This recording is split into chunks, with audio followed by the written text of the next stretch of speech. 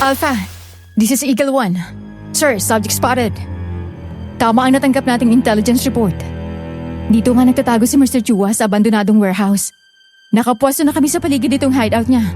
Mag-iingat kayo. Sinabi ng informer ko na matalino at tuso ang checkwang yan. Naglalagay siya ng mga trap sa bakuran niya. Copy that, sir. On your signal, papasukin na namin to. Okay, men. Listen to me. Our main objective is to capture Mr. Chua alive. Gagawin natin ito ng mabilis para hindi niya na tayo matakasan. Understood? Yes, sir! Yes, sir! Okay, move! Move! Shh! Nagpapaputok siya, sir! Ayun, dumaan sa gilid! Bomba! Natalie! Sergeant Abad!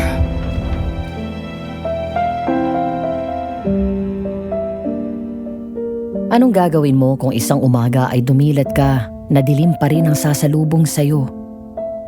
Paano mo haharapin ang bawat araw kung sa isang iglap ay bumaliktad ang buhay mo? Maaari niyong isulat ang inyong komento at ikwento sa amin ang sarili niyong karanasan at malugod namin itong babasahin. Dear Aswang Diaries and Madam Venus, 10:48 ng umaga ng Sabado nang simulan kong isulat ang liham ko. Tawagin niyo na lang ako sa pangalan na Natalie, 37 years old sa kasalukuyan at isang pulis dito sa aming liblib na bayan na isa sa probinsya sa Southern Luzon. Bata pa lang ako ay pangarap ko ng maging pulis. Idol ko kasi ang tatay ko na isa ring pulis. Nang pumanaw siya sa gitna ng tawag ng tungkulin, ipinangako ko sa kanya na tutuparin ko ang pangarap namin. Kaya matapos ang gabing yon ng operasyon namin para hulihin ang isang malaking Chinese drug lord at masabugan ako ng improvised bomb, nagbago ang takbo ng buhay ko nang magising ako sa ospital at wala akong makita. Temporary lang daw ang pagkabulag ko, pero nakaramdam ako ng takot at nawalan ng pag-asa nang makalipas ang isang buwan ay hindi pa rin bumabalik ang paningin ko. Dahil doon ay pinagpahinga muna ako ng hepe namin. Kaya sa halip na manatili sa Maynila, inuwi ako ni Mama sa probinsya namin kung saan kasama ko ang bading kong uncle. Hindi ko inaasahan na dito sa probinsyang ito, makikilala ko ang taong magpapabago ulit ng buhay ko at masusubukan ang talas ng pakiramdam ko at kakayahan ko bilang isang alagad ng batas sa kabila ng kalagayan ko. Ang mga susunod na eksena ay ayon sa sarili kong karanasan at salaysay ng mga taong kasama ko sa kwentong ito.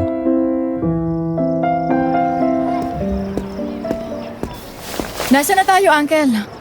Nandito na tayo sa plaza. Kaya pala naririnig ko ng mga bata.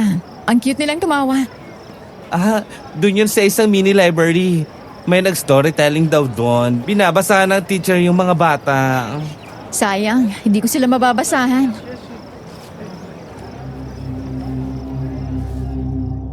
Nakaramdam ako ng lungkot nang muling maalala ang kalagayan ko. Sa kabila nito ay pilit akong ngumiti at hinawakan ng pag-asang muling sinabi ng doktor na babalik din ang paningin ko. Bumili ng 3 ticket si Uncle Pablo, kaya sinama niya kami ni Mama at ang aso kong Black Labrador na pinangalanan kong Sergeant.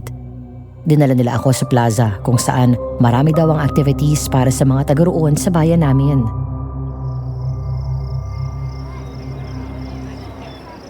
O di kumanta ka na lang. Ayoko, nakakahiya. Teka, ano bang meron dito sa plaza? Bakit may mga events at may mga entrance ticket pa? Malayo pa naman ang fiesta, di ba? Charity event to ni Mr. Guevara. At kapartner niya dito yung local government. Pati iba't ibang brands ng pagkain. Lahat ng proceeds nito, gaya ng napagbenta ng tickets, mga ibabayad natin sa mga bibilhin natin ng pagkain o souvenirs man o ano man ang mga anek-anek sa mga stall na yan ay mapupunta sa mga batang may cancer. O diba, ang bongga? Mr. Guevara? Sino yon? Hindi mo nga pala siya kilala, no?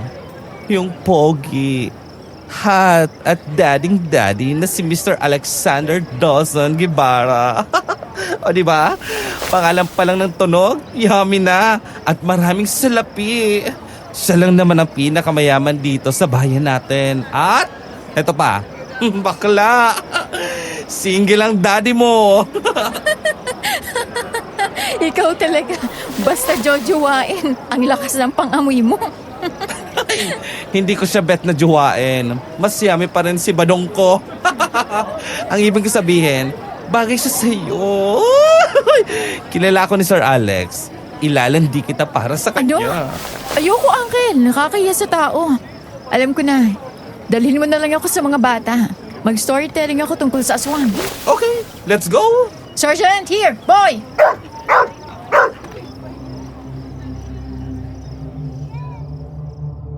Nang makarating kami sa mini library ay sakto namang tapos na ang nagsustorytelling na babae na nauna sa akin. Inalalayan ako ni Uncle na umupo sa harap ng mga bata na tuwang-tuwa kay Sergeant. Pinakilala ako na namamahala doon at natawa ako nang marinig ang malakas na wow ng mga ito. At ang ibang bata doon ay sinasabing pangarap din daw nilang maging pulis.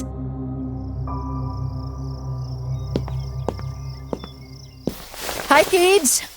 Ako si Sergeant Nathalie Abad, pero pwede niyo akong tawagin na Ate Serge.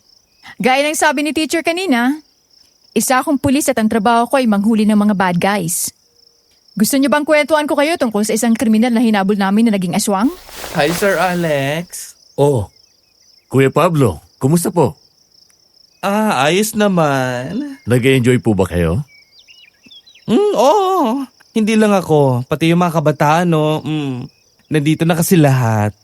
Pwede ka mag-video, okay? Maraming food stall, may tiyangge, may bilihan pa naman kung anong anek-anek. Bakit nga pala hindi mo sinala yung shop mo? Naku sir, hindi carry. May nangyari po kasi at kinakailangan kong lumuwas ng Maynila. 2 linggo din ako doon. Pagkatapos, tumakbo kami sa gubat at hinabol namin yung aswang. Tsaka namin binaril. Bang, bang, bang! Boosh! Bumagsak ang aswang. Bumulagta ang aswang sa lupa. Nakapikit siya at hindi na gumagalaw. Nang biglang...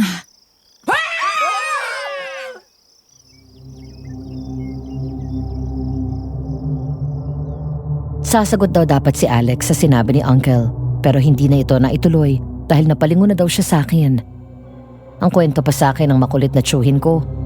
Halos hindi daw kumarap si Alex habang nakatingin sa akin.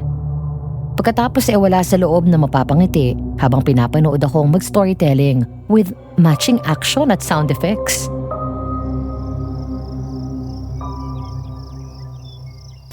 Oh, sino siya, Kuya Pablo?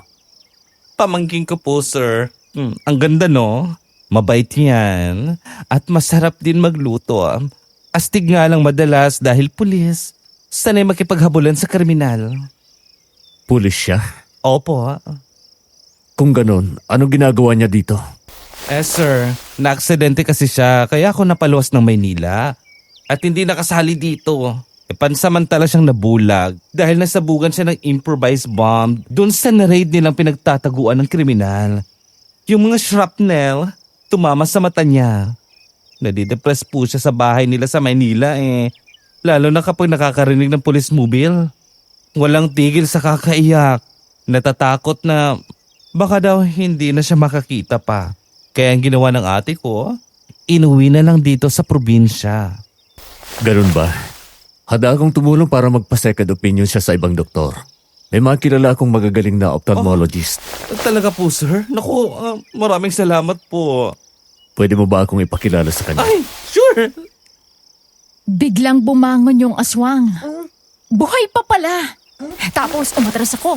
Tapos binaril ko ulit. Bang, bang, bang! Tinamaan ko ngayon sa ulo. At dun siya tuluyang namatay.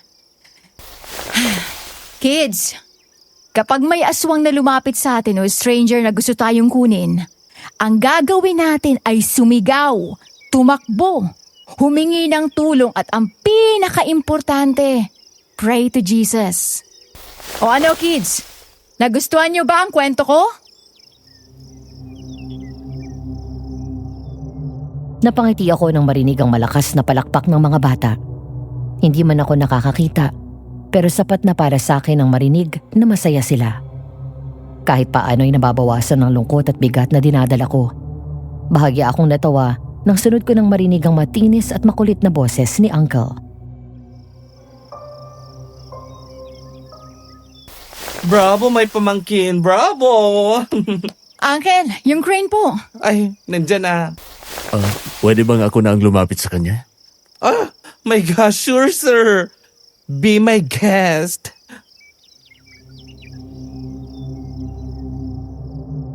Bahagya akong natigilan nang may kumuha sa kamay ko at pinahawak ako sa matipuno niyang braso. Malambot ang palad niya. Agad kong nalanghap ang masculine scent na pabango ng isang lalaki. Hinintay kong kumahol si Sergeant pero umungot lang ito at ramdam ko ang pagtama ng malakas na pagaspas ng kanyang buntot sa hita ko.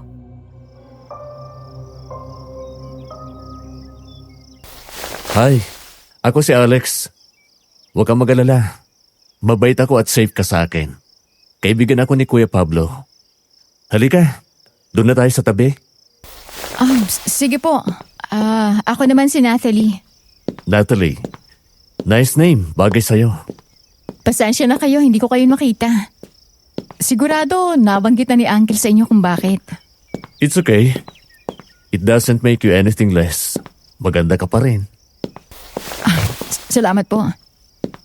Ito naman po si Sergeant, ang aso ko. Labrador po siya. Hi, Sergeant. Mukhang crush ako nitong alaga mo. Ang lakas ng kampay ng buntot niya sa akin eh. Naku sir, ganyan talaga siya. Nararamdaman niya kapag malapit sa mga animals yung tao. I used to have a Labrador. Mga 15 years old ako noon. Namatay lang siya dahil may mabangis na hayop ang nakapasok sa bahay at pinatay siya. Ay, kawawa naman siya. By the way, mukhang nag-i-enjoy ka sa pagkikipagkwentuhan sa mga bata. Nako, nakakahiya naman. Nakita niyo po pagka-OA ko. Ang cute nga eh. Kung paano ka magkwento with action and sound effects. Kailangan ganun eh, para makuha yung atensyon nila. Gusto ko pa sana makipagkwentuhan sa inyo eh. Kaya lang may mga aasikasuhin pa ako. Naku, wala pang problema. Maraming salamat po sa oras niyo. O sige, Kuya Pablo, dito na ako ah. Yung sinabi ko sa'yo ah. Natalie, I'll see you again. Yes, sir. Bye po. Grabe yung boses niya, no? Ang sexy. Lalo kapag binabanggit niya yung pangalan ko. Nakakakilig. Diba? Sabi ko naman sa'yo eh. Garter check. Tingnan mo ang panty mo. Baka lumuwag na. Loko ka talaga. At mukhang bet ka ni Daddy. At alam mo ba? Ang sabi niya, may makakilala daw siyang magagaling na ophthalmologist. Handa ka daw niyang tulungan in case na gusto mong magpa-second opinion. Talaga, Uncle? Yes! Kaya Gora, getsyong mo na ang chance!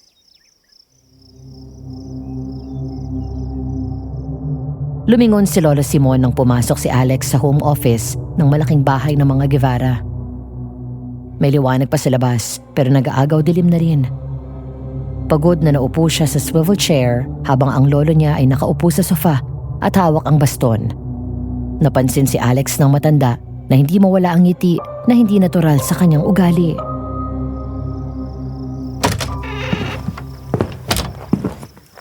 Mukhang magandang nangyari sa'yo doon sa charity event. Balita ko rin ay positibo ang reaksyon ng mga tao at nagustuhan nila. Hindi yun ang dahilan kaya ako masaya, Lolo.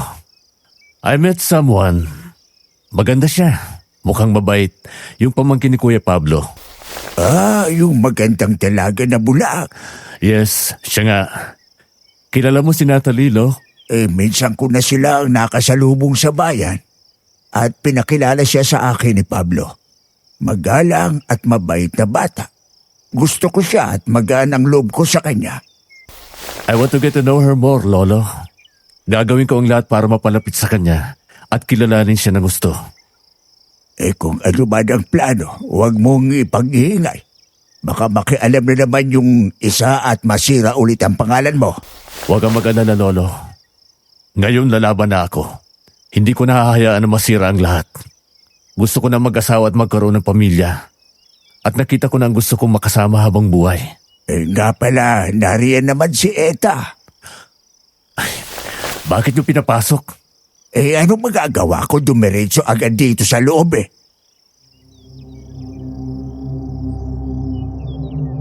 Uminto ang maglolo sa pagsasalita nang bumukas ang pinto at pumasok ang pinag-uusapan nila.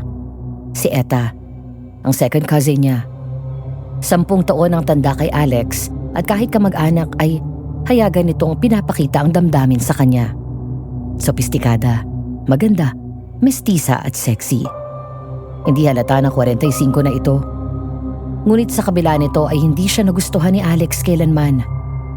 Bukod sa ayaw niyang pumatol sa kamag-anak, ayaw niya sa babaeng agresibo. Nang pumasok siya ay lumabas naman si Lolo Simon.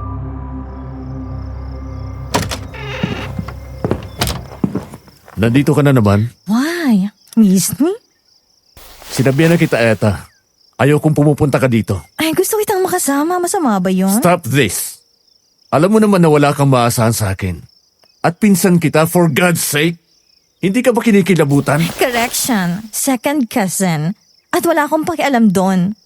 Bukas pa rin ang offer ko sa'yo. Be my partner in bed at least. No, thanks. Hindi pa nasisira ang ulo ko para gawin yon. Oh, come on na, Alex. Just for fun. Incest is not my thing.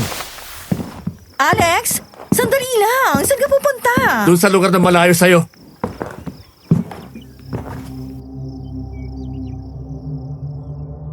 Kinagabihan, matapos namin kumain ng hapunan ay tinulungan ako ni Mama na maglinis ng katawan at magpalit ng pantulog.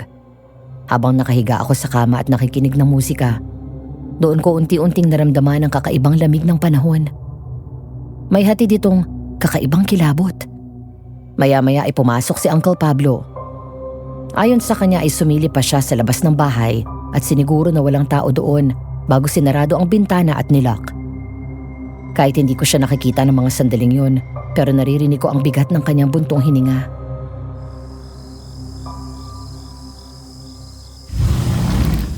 Uncle, okay ka lang?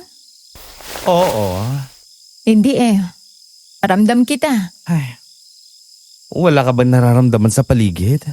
Parang ang bigat eh. Nakakilabot. Basta, baka napapraning lang ako. Ramdam ko rin, Uncle. Iba yung lamig ng paligid. Kanina pa ako nakikiramdam. Alam mo yung parang may nanunood sa atin?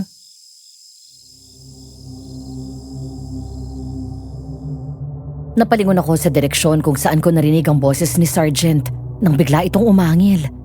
Ayon kay Uncle ay nakahiga ito sa paanan ng kama nang biglang tumayo na nakataas ang tenga habang nakatingin sa labas ng pinto ng kwarto ko. Kasunod ito ay narinig namin ang nakakatakot na alulong ng aso sa di kalayuan, kaya lalong nangalisag ang balahibo sa katawan ko.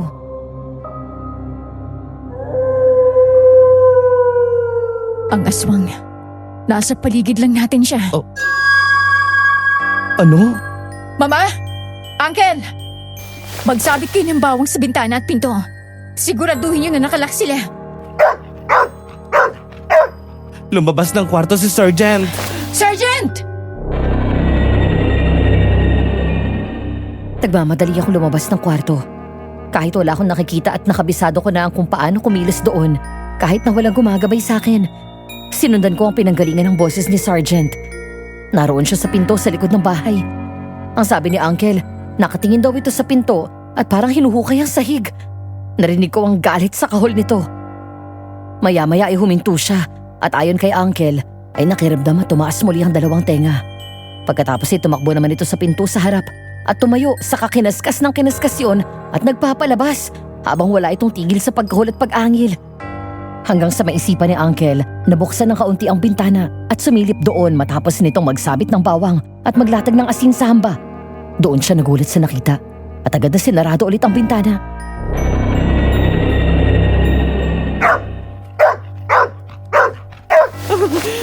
Panginoon ko, iligtas niyo po kami sa kapahamakan. Bakit, Uncle? Anong nakita mo? Anino na matangkad na lalaki, macho. Uncle naman eh. Seryoso. Seryoso nga ako. Matangkad nga yung lalaki at macho. Tapos naging asong malaki. Aswang nga. Nakatingin siya dito sa bahay palakad-lakad na para bang nag-aabang siya sa paglabas natin. Naglakad ako pabalik sa kwarto at mula sa ilalim ng kama ay kinapa ko ang kahon na pinagtataguan ko ng baril. Kinuha ko yun at siniguro na may bala. Pagkatapos ikasai muli akong lumabas.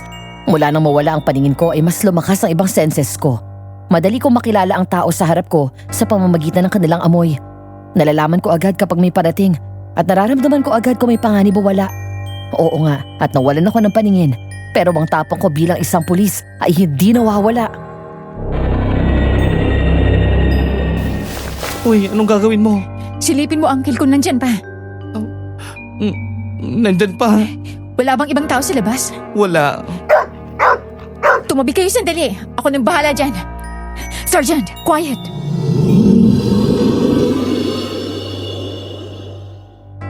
Nang tumahimik si Sergeant sa pag-iingay, muli kong pinabuksan ng bahagya ang bintana. Mula doon sa loob ng bahay ay narinig ko sa wakas ang nakakakilabot na angil ng aswang na naroon sa harap ng bahay. Dahan-dahan kong tinutok ang baril ko sa unahan. Nakiramdam ako ng mabuti. Ang bawat yabag ng mga paa niya. Ang tunog ng tuyong dahon na natatapakan niya. Lumalakad sa kaliwa. Babalik sa kanan. Hihinto at muling babalik. Sinusundan ng kamay ko ang naririnig kong tunog ng paglakad niya. Hanggang sa bigla kong kinalabit ang gatilyo at pumutok ang baril ng 2 beses. Kasunod nito ay ang malakas na angil ng aswang na umalingaw-ngaw sa buong paligid. Ay, Diyos ko, ang galing. Tinamaan mo. Tumakbo na siya palayo. Salamat naman. Sigurado ka, Uncle? Wala na siya? Oo, wala na. Tumakbo papasok ng kakahuyan. Isarado niya ng bintana. Baka bumalik pa yon.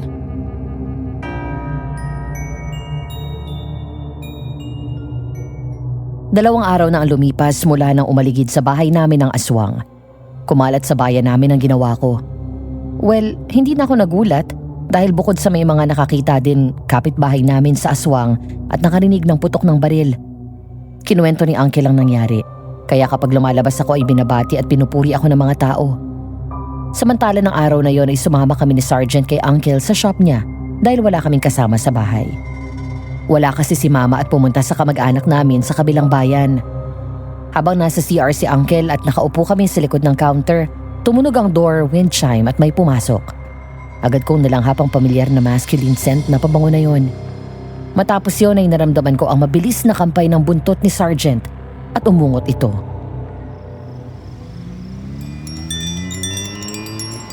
Sir Alex? Ang galing mo ha. Paano mong nalaman na ako? Natandaan ko yung amoy ng pabango mo. Hi, Sergeant. Mukhang magkakasundo talaga kayo ah. Mahilig ka pala talaga sa animals.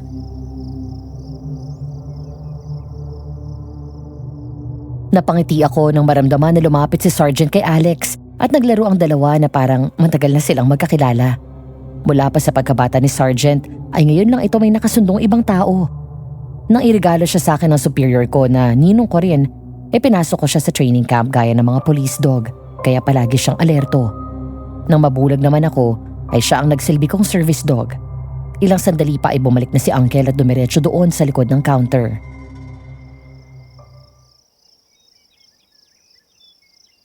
Oo, lalo na sa aso. Medyo na-trauma na ako sa nangyari sa dating alaga ko, kaya hindi na ako kumuha ng aso ulit. Aba sir, mukhang naligaw ka yata dito sa munting shop ko ha. Sinadya ko talaga kayo dito dahil masasabihin ako tungkol dun sa ophthalmologist na sinabi ko. Nakausap ko na siya. He's a good friend of mine. Kasama ko sa frat noong college. Sinabi niya na anytime pwede tayong pumunta. Huwag kang mag-alala. Magaling na doktor yon. Naku sir talaga. Uy, Natalie, go na. Sir, hindi po ba nakakahiya? Tsaka baka mahalang singil. Hindi kasyang pera ko. Huwag kang mag-alala. Ako nang bahala sa lahat. Para mabilis bumalik ang paningin mo, ang kailangan ko lang ay ang pagpayag mo. Then, asikasuhin ko mismo ang pagpunta natin doon. Kung ganon, sige. Sabi nga, di ba? Huwag tumanggi sa blessings. Nice. Iko-confirm ko na yung appointment mo. Huwag kang mag-alala sa biyahe dahil sasakay tayo ng helicopter para mabilis tayo makarating ng Maynila. Bongga! Naku, salamat po Sir Alex. Napakabait nyo. Wala pa nga ako nagagawa eh. Ang mabuti pa, mag-coffee muna tayo. Okay lang? Sige po. Kuya Pablo, hiramin ko muna si Natalie. Ay, naku, Gora lang. Sige na, mag-date kayo. Basta ingatan mo yan ha. Ibabalik ko siya safe and sound. Sergeant, let's go!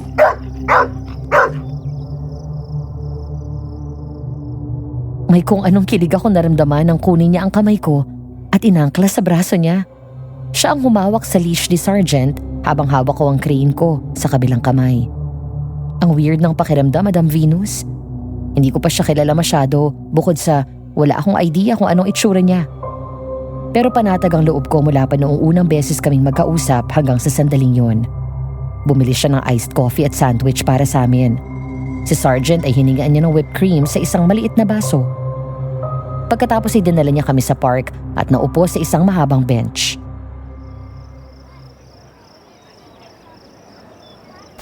Ito yung iced coffee mo. Ito naman yung sandwich. And syempre, may pop cup si Sergeant. Nako, thank you Sir Alex. Hindi ko akalain na ganito ka kabait. Mabait? Ang sabi ng mga taong matagal na akong kilala, cold daw ang personality ko. Hindi marunong umiti. Masungit. Inaamin ko naman yun. Mabait lang ako sa mga taong interesado ako. Ibig sabihin, interesado ka sa akin? Ang hirap para sa akin na hindi ka pansinin. Kinuha mo ang atensyon ko noong charity event. You amazed me, Natalie. Lalo na noong nalaman ko kay Kuya Pablo kung paano ka nawala ng paningin. Pero noong pinapanood kita kung paano ka mag-storytelling sa mga bata, na buhay, parang wala kang pinagdaanan na mabigat. Hindi rin madali sa akin. Active akong pulis. Nakikipagsabayan ng barilan at habulan sa mga kriminal. Tapos sa isang iglap, pakiramdam ko biglang huminto ang mundo ko. Pero sa pagdaan ng mga araw, unti-unti ko namang natatanggap na. Dinadaan ko sa dasal. Naniniwala ako sa pangako ng Panginoon sa akin. Sabi nga sa nabasa ko dati sa Bible, if you have faith even as small as mustard seed, you can say to this mountain, move from here to there. Matthew 17:20. Naniniwala ako dun at pinangahawakan ko yun. Pinapahanga mo ako, Natalie. Bihira sa mga nasa ganyang sitwasyon ang may mga ganyang kalakas sa pananampalataya at paniniwala. Wala naman akong ibang makakapitan kung hindi ang Panginoon. At siya ang ultimate and greatest healer. Kaya sa kanya ako umaasa, sir. Please, Alex na lang. Huwag mo na akong tawagin na sir. Feeling ko lalo akong tumatanda eh. Sige na nga, Alex. Alam mo, pakiramdam ko sa tuwing nakakausap kita, ang dami ko palaging natututunan sa'yo. Tatandaan ko lahat ang sinabi mo. Magbasa ka ng Bible, sir. Marami kang marirealize. Anyway, kumain na tayo. Habang naroon kami sa park at kumakain ay inaasikaso niya ako na parang boyfriend ko siya. Nilalagay niya sa kamay ko ang iced coffee, inaayos ang straw, pinupunasan yung bibig ko kapag may dumidikit na mayonnaise. Hanggang sa hindi ko na malaya ng paglipas ng oras, marami na pala kaming napagkwentuhan. Siya sa mga experience niya bilang businessman, ako naman sa karanasan ko bilang pulis. Hindi nga namin namalayan na naubos na namin yung inumin at pagkain dahil sa dami na napagkwentuhan namin. Ilang sandali pa, may bigla akong naisip.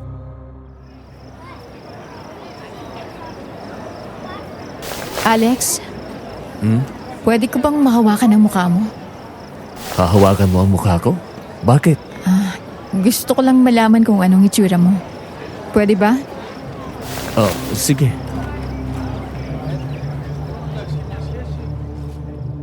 Kumabog ang dibdib ko nang maramdaman ko na umurong siya palapit sa akin. Lalong nanuot sa ilong ko ang mabangong amoy niya. Hanggang sa kinuha niya ang kamay ko at nilapat sa mukha niya. Maingat kong kinapa ang bawat parte ng kanyang mukha. Ang mga mata niya, ang matangos niyang ilong at ang kanyang labi. Pati tenga, noo, buhok at pisingin niya hinawakan ko. Balbas sarado siya pero maliit lang ang tumutubo sa mukha niya. Maputi ka? Mas lighter sa kayo, Manggi. Ang pogi mo nga. Talaga? Oo. Hindi pa nagkamali ang pakiramdam ko Pero sana bumalik na agad ang paningin ko para makita na kita. Nasabi ko na ba sa ito mula nang magkausap tayo? Ang ano? Maganda ka. Inside and out. Salamat, Alex.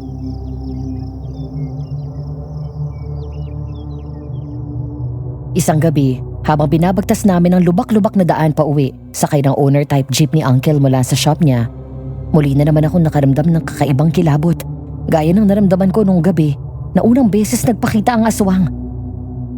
Nagkataon naman na hindi namin kasama si Sergeant at naiwan ito sa bahay kasama ni Mama. Hindi ako nagsalita kay Uncle dahil ayoko matakot siya, lalo na at siya ang nagmamaneho. Ngunit pati pala siya, ganun din ang nararamdaman.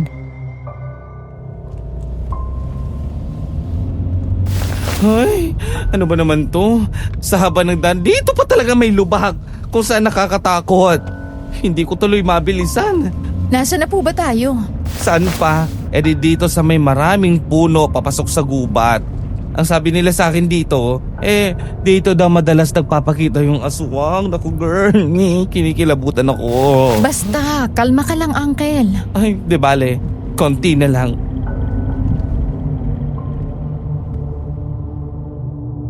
Humawak ako sa kwintas ko na may krus na pendant at nagsimulang magdasal habang patuloy kami sa pagdaan sa masukal na parte ng daan na yun.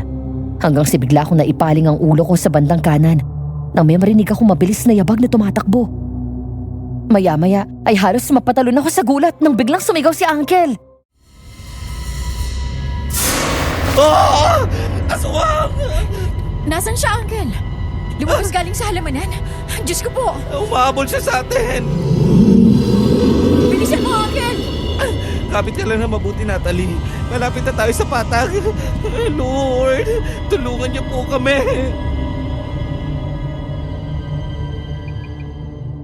Kahit na lubak-lubak ay napabilis ang takbo ni Uncle. Hanggang sa nagulat na lang ako nang mula sa labas ng owner ay may biglang humablot sa akin at hinila ako palabas. Napasigaw si Uncle pati ako. Ang sabi ni Uncle ay lalaking naging aso na binaril ko ang aswang na humabol sa amin. Kulang lang ng sungay at papasa na itong demonyo. Nanlilisik ang pulang mga mata nito at may matatalas na mga pangil. Ang mga kuko ay mahaba at matulis. Nakakamatay at ang balat niya ay maitim kasing kulay ng hating gabi. Mabilis itong nakahabol at bigla na lang ako hinablot palabas ng sasakyan. Kahit anong hila sa akin ni Uncle ay nagawa pa rin ako makuha ng aswang. Nahulog ako at mabilis na dinala sa kakahuyan. Habang bitbit ako ng aswang ay pumipiglas ako ng husto at nanlalaban. Natalie! Uncle! Uncle! Pagbabayaran mo ang gabing binaril mo ko! Demonyo ka! Bitawan mo ako! Walang iyo ka! Nang mabitawan niya ako at mahulog sa lupa, sinubukan kong tumayo at tumakbo. Pero nahila ako sa paa nito at sinakal ng mahigpit. Hinila ko rin ang kwintas ko na may krus na pendant at dinikit ko yon sa katawan ng aswang. Doon siya sumigaw na parang napaso. Ang kwintas na yon ay bigay pa ni Papa noon. Ayon sa kanya ay may bendisyon daw ito at lagi kong suot. Sinisimbolo daw ito na lagi kong kasama ang Diyos sa lahat ng oras. Dahil wala akong makita, nang mabitawan ako ng aswang ay kinapako ang lupa sa paligid ko. Puro tuyong dahon at lupa lang ang nakakapako. Hanggang sa maalala ko ang balisong na laging nasa bulsa ko. Isa pa yun sa bigay ni Papa sa akin noon para proteksyon ko. Mula nang nabulag ako, lagi ko nang dala yun kapag lumalabas ako. Saktong muli ako sinunggaban ng aswang at napahiga ako sa lupa. Hanggang sa mapasigaw ako sa sakit na naramdaman ko nang kinalmot niya ako sa tiyan.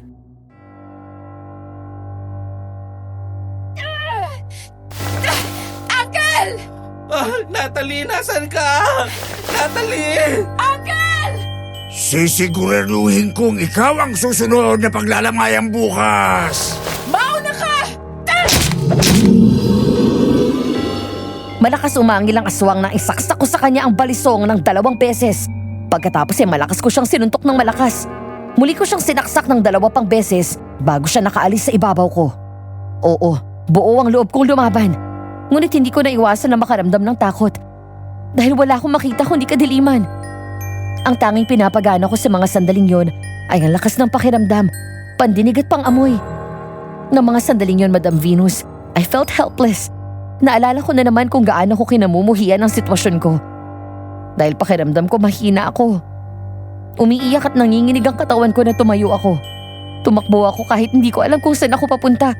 Umaagapay sa mga puno kahit makailang beses ako natutumba dahil nauuntog ako sa mga ito. Pero nagpatuloy ako sa pagtakas habang para akong batang umiiyak. Uncle! Uncle! Natalie! Uncle! Nandito ako! Natalie, nasan ka ba? Ang dilim naman kasi dito, hindi kita makita. Nakaramdam ako ng pag-asa nang marinig ni Angel ang boses ko. Hindi na ako umalis sa pwesto ko at naghintay doon. Hanggang sa marinig ko na naman ang angil ng aswang. Agad ako sumandal sa puno at tinaas ang hawak kong balisong. Humawak ako sa sugat sa tiyan ko nang maramdaman ko ang sakit at pag-agos ng dugo mula doon. Hindi ako kumilos at nakiramdam sa paligid. Naririnig ko ang mga yabag ng kanyang paa. Alam ko na nasa harap ko siya. Naglalakad pabalik-balik at ang amoy ng aswang na masangsang at tila naaagnas na bangkay ay humahalos sa hangin. Alam ko nandiyan ka sa harapan ko! Huwag kang lalapit! Kaya kitang patayin! Aaminin ko, pinapahanga mo ako. Sa lahat ay ikaw lang ang may lakas ng loob na labanan ako kahit na isa kang bulog. Ang iba ay parang mga dagang tumatakbo lang sa takot. Ano bang kailangan mo sa akin? Noong una, ay gusto kitang patayin. Ngayon, ay gusto na kitang kalaro. Tigilan mo na ako! Tigilan mo na ang pagpatay sa bahay na to! Sige, gagawin ko yan. Sa isang kondisyon. Sasama ka sa... Nasabing lalapit eh! Hindi na ituloy ng aswang ang sinasabi niya at narinig ko na lang na tumakbo ito palayo. Hanggang sa may narinig na lang ako na tumakbo ulit palapit sa akin. Inakala ko na susugurin ako ng aswang pero katahimikan ang sunod kong narinig. Nawala ang amoy nito at napalitan ng isang pamilyar na amoy. Kumalma ang buong sistema ko pero hindi ko pa rin binababa ang balisong ko. Umaagos ang luha ko na panay ang linga ko at nakikiramdam. Hanggang sa tumama ang hula ko nang marinig ko ang boses ni Alex.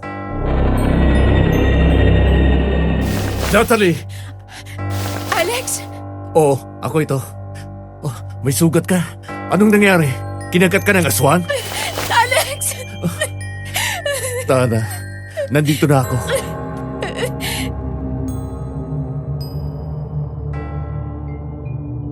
Binaba ko ang balisong at umangat ang kamay sa kanaglakad. Agad may humawak sa kamay ko at naramdaman ko ang pamilyar na init ng mga palad na yon. Kinapa ko ang mukha niya at kasama ang kanyang amoy, doon ko lang nasiguro na si Alex nga ang nasa harap ko. Napanatag ang loob ko. Nang yakapin niya ako at maingat na kinuha ang balisong sa akin, saka ako binuhat. Kasunod nito ay dumating si Uncle na may dalang flashlight. Takot at pag-aalala ang naramdaman nila nang makita ang dugo sa damit ko. Natalie? Natalie? Ah! Diyos ko! Ang pamangkin ko! Dali natin siya sa ospital, bilis!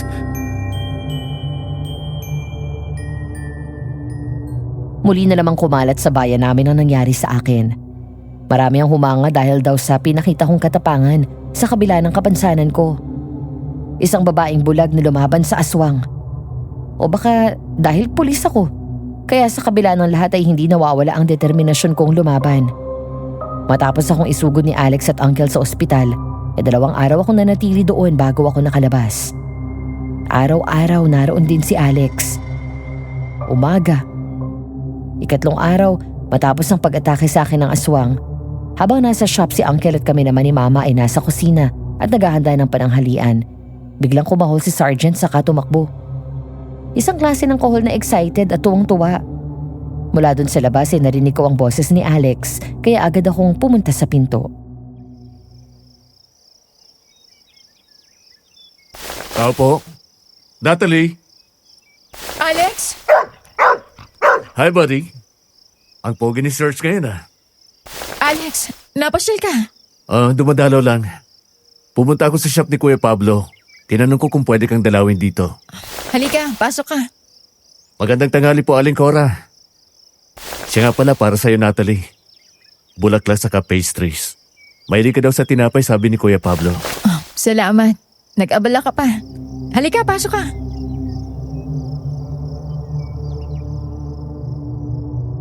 Pagpasok sa bahay ay agad nagmano si Alex kay Mama.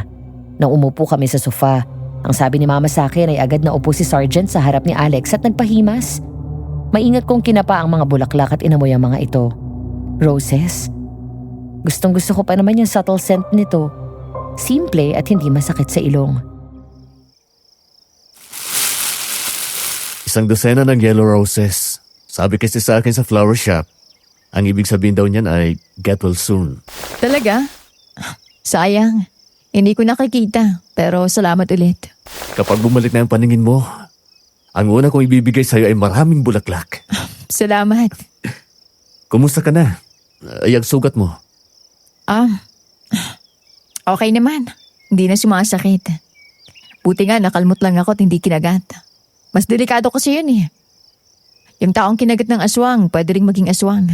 Yun ang sabi ng lola ko. Buti na lang din at dumating ka. Ano nga palang ginagawa mo doon? Nakita mo ba yung aswang? Hindi. Nandun ako kasi malapit lang ang bahay namin doon. Bago pa nangyari yun sa'yo, narinig ko na yung aswang na umaaligid kaya lumabas ako.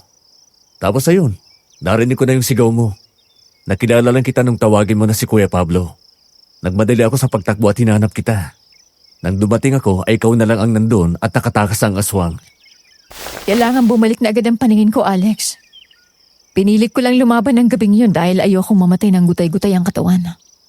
Pero ang totoo, nanginginig ako sa takot. Ayoko ng ganung pakiramdam. Yung mahina ako. Helpless, halos walang magawa. You survived. Yun ang importante. Ikaw na rin ang nagkwento na isang himala ang nangyari sa'yo. Ang iba, permanente nang nabulag. Ikaw, temporary lang. Ikaw na rin ang nagturo sa akin, di ba? Have faith. And speaking of paningin, yun din ang dahilan kaya ako naparito. May good news ako. May schedule ka na ng check-up mo sa ophthalmologist. Bukas ang 2:00 ng hapon. Kaya alis tayo dito ng umaga. Talaga? Oo. Kaya maganda ka na. Kakausapin ko na rin ang mama mo para malaman niya ang gagawin. Sige, maghahanda ako ng maaga. Teka. Ang mabuti pa dito ka na kumain ng lunch. Dahil mukhang luto na ang ulam. Talaga? Nagluto si mama ng sinigang na baboy. Tapos may natira pang chicken adobo. Ulam namin kagabi. Maraming bawang yun at ako mismo nagtimpla. Wow. Hindi ko tatanggihan yan. Nagutom ako bigla. Pareho ko pang paborito. Oh, halika na. Doon tayo sa kusina. Tara.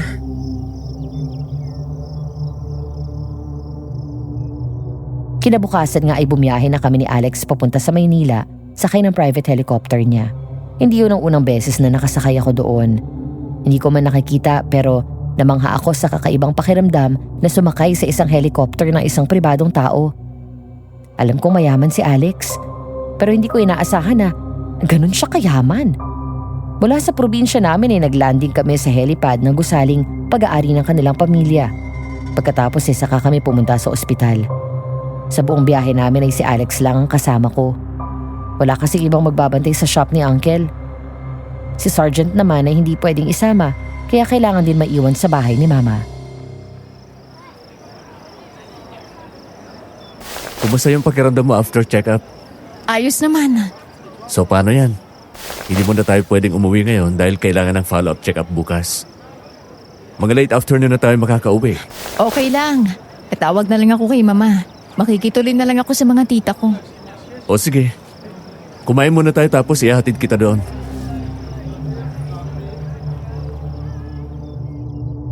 Matapos suriin ng doktor ay may pinatak siyang gamot sa mata ko. Maglagay din daw ako ng gamot sa gabi bago ako matulog at bukas ng umaga. Gagawin ko yon sa loob ng 2 buwan bago ako babalik ulit para sa follow-up check-up.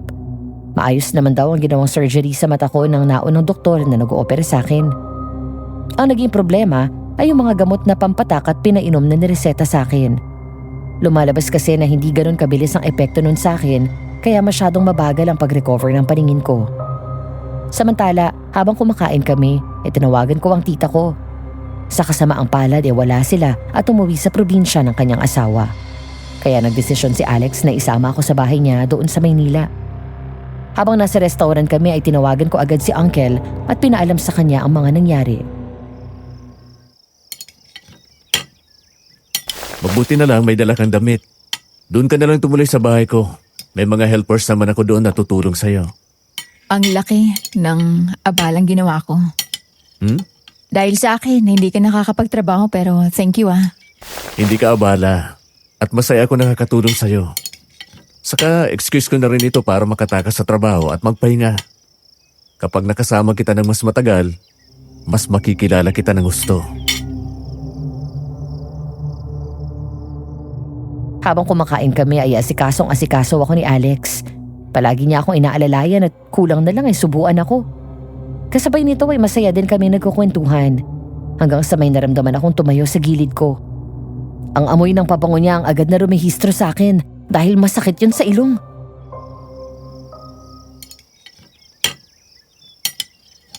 Alex, nandito ka pala sa Maynila. Dapat sinabi mo sa akin. Para saan? Saka hindi naman kami magtatagal dito.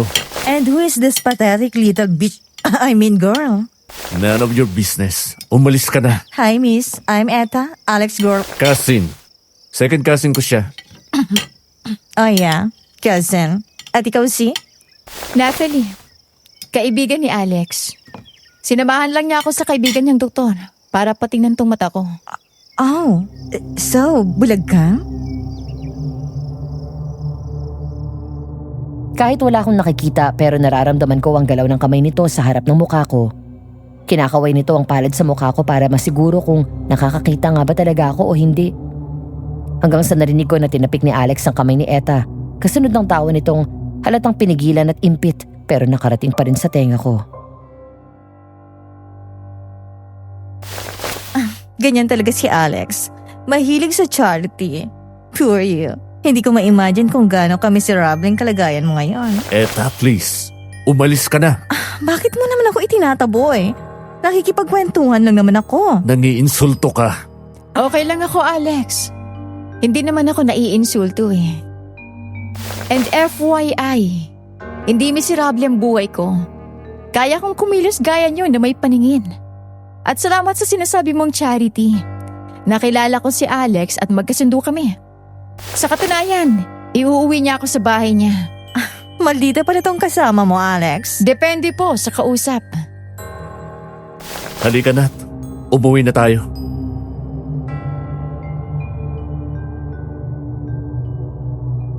Kinagabihan sa bahay ni Alex. Ilang oras pa lang ang nakalipas pero bahagya na umepekto ang gamot pagkatapos kong magpatak ng ikalawang beses. Ngayon ay hindi na pitch black ang nakikita ko. Dark grayish na ang nakikita ko at nakakaaninag na ako ng konting liwanag at konting movement. Pagdating doon ay tinulungan ako ng isang kasambahay niya. Siya ang umalalay sa akin kapag may kailangan akong puntahan. Nang magbihis ako matapos maligo ay siya rin ang tumutulong sa akin. Samantala sa guest room kung saan ako matutulog, isang oras na mula na nahiga ako pero di pa rin ako dalawin ng antok. Hanggang sa makaramdam ako ng gutom. Gamit ang voice command sa phone ko ay tinawagan ko si Alex pero hindi siya sumagot sa tawag ko. Marahil ay tulog na rin dahil malalim na rin ang gabi at pagod na kakasama sa akin. Sinubukan kong itulog ang gutom pero humahapdi ang sikmura ko. Hanggang sa hindi ako nakatiis at bumangon na ako. Dahan-dahan akong umagapay sa gilid at naglakad hanggang sa makarating ako sa pinto. Binuksan ko yon pero natigilan ako ng salubungin ng pamilyar na amoy. Ang amoy na minsan ko nang nalanghap mula sa aswang.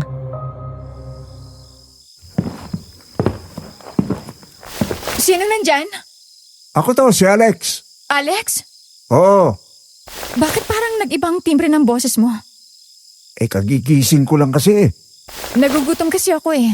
Punta sana ako sa kitchen. Tinatawagan kita kanina pero hindi ka sumasagot. Sabi ko baka tulog ka na.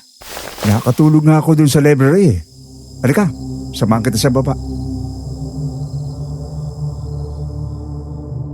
Hinawakan ako ni Alex. Inintay ko na iangkla niya ang kamay ko sa kanyang braso pero hindi niya yun ginawa. Napansin ko rin ang magaspang at malamig na palad nito. Maingat akong inalalayan ni Alex pababa sa hagdan. Tahimik lang siya at ramdam ko na nakatingin siya sa akin.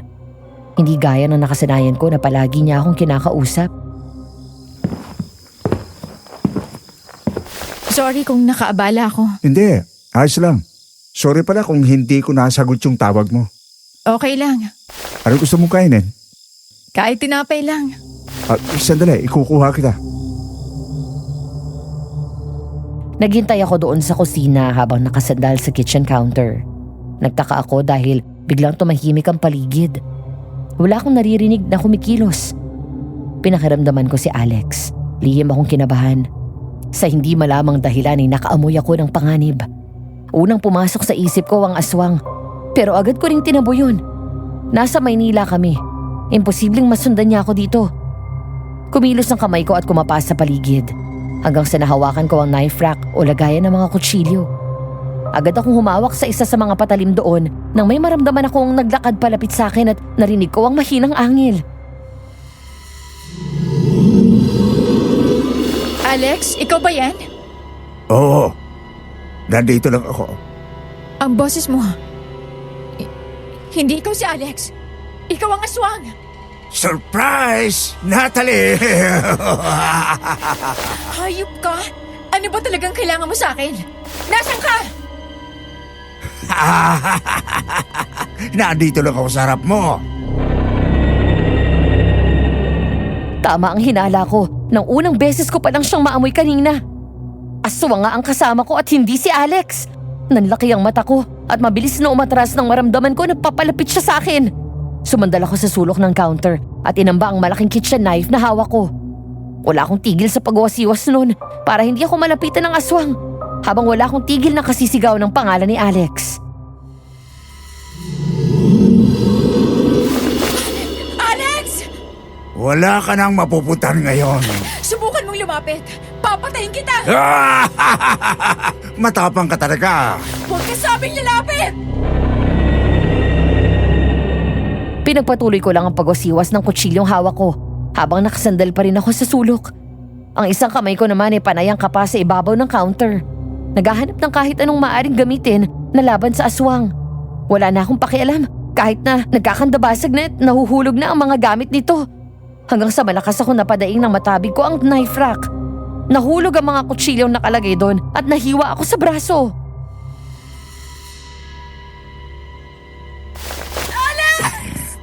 Ang hinahanap mo ay nasa harapan mo na. Ako to, si Alex. Sinungaling ka! Hindi ako naniniwala sa'yo! Sa tingin mo, paano ako makarating dito sa Maynila kung hindi ako si Alex? Tumahimik ka!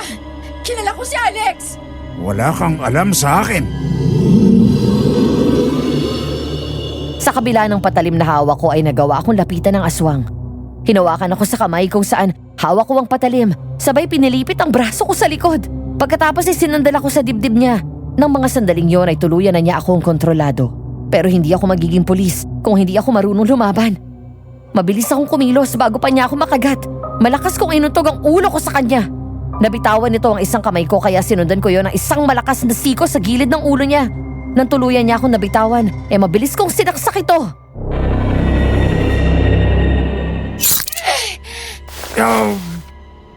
Ay ka! Bulag lang ako!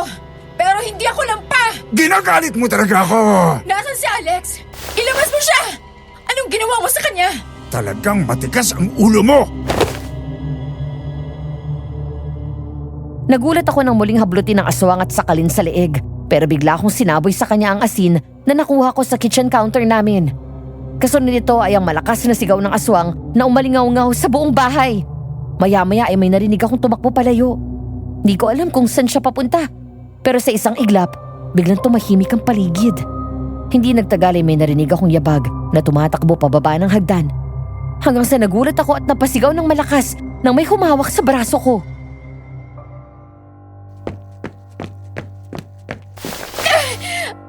Bitawan mo ako! Papatayin kita! Natalie, kalma! Ako ito, si Alex. Sinungaling ka! Ikaw ang aswang! Hindi ako ang aswang. Maniwala ka. Nandun ako sa kwarto ko at nakatulog ako sa sobrang pagod. Kaya hindi ko nasagot agad ang tawag mo. Nagising ako dahil narinig ko ang sigaw mo. Hindi ako naniniwala sa'yo. Sino ka ba talaga? Ano ka ba? Natalie, tao ako. Please, maniwala ka sa akin. Hindi ako ang aswang. Wala akong gagawin na alam kong masasaktan ka. Hindi. Lumayo ka sa akin. Hawakan mo ang kamay ko at ang mukha ko. Papatunayan ko sa'yo na ako nga si Alex. Huwag kang lalapit! Please, Natalie. Trust me. Lalapit ako. Huwag kang matakot sa akin. Humihingal ako na naghintay habang mahigpit kong hawak ang patalim at hindi binababa yun. Nanginginig ako sa takot habang walang patid sa pag-agos ang luha ko. Maya-maya ay natigilan ako nang maramdaman ng pamilyar at na malambot at mainit na palad ni Alex. Bigla akong binitawan ng kutsilyo at kinapa ang mukha niya. Inamoy-amoy ko rin ang damit niya. Si Alex nga. Dahil doon ay sagad akong yumakap at tuluyang humagulgol ng iyak. Alex! Ako nga. Alex! Ligtas ka na.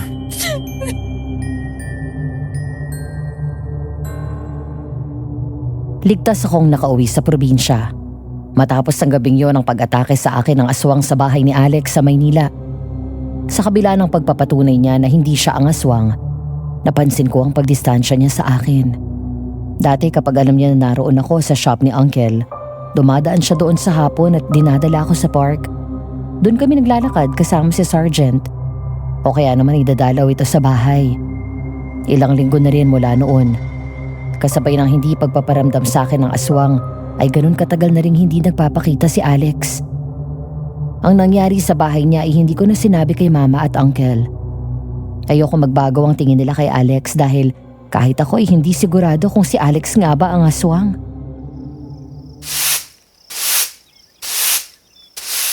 Oh, Natalie, bumangon ka na dyan. Mag-aalmusal na tayo. Opo.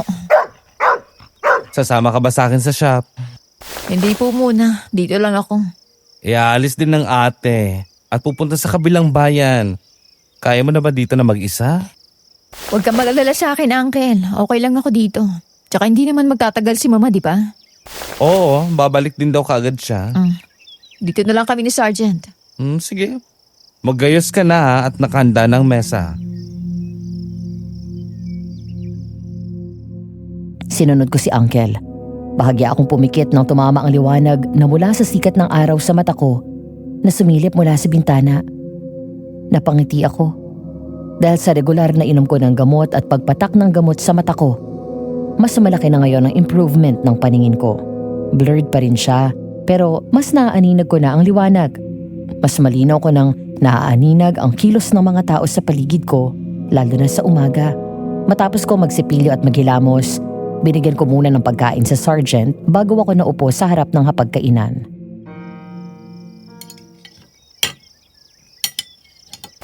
Ikaw nga umamin ka nga sa akin. Nag-away ba kayo ni Alex? Hindi po. Bakit hindi na nagpupunta dito? Baka busy lang yun, Uncle. CEO si Alex at hindi lang isang negosyong hawak niya. Marami. At marami ring empleyado ang umaasa sa kanya. Okay, sabi mo Pero bakit hindi mo kumustahin man lang? Tanungin mo lang kung okay ba siya o ano. Tawagan mo, text mo. Wag na. Nakakahiya naman. Baka makaabala pa ako.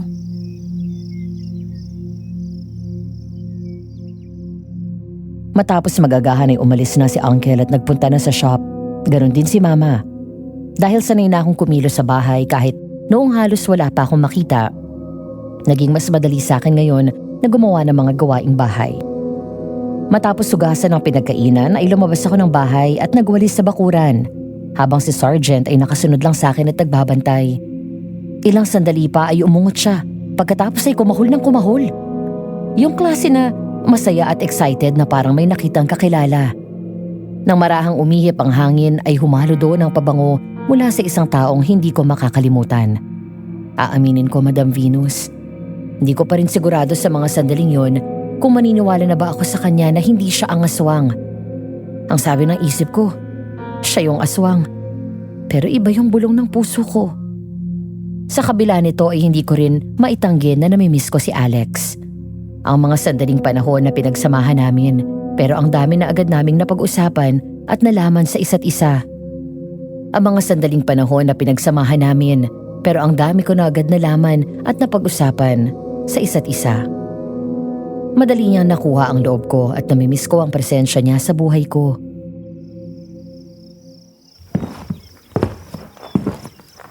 Alex, alam ko nandiyan ka. Hindi na nga ako lumapit Naramdaman mo pa rin ako? Ayaw mo na ba akong kausap o kasama? Masyado na ba akong abala sa'yo kaya umiiwas ka? Hindi. Natalie, hindi. Kung ganon, ano?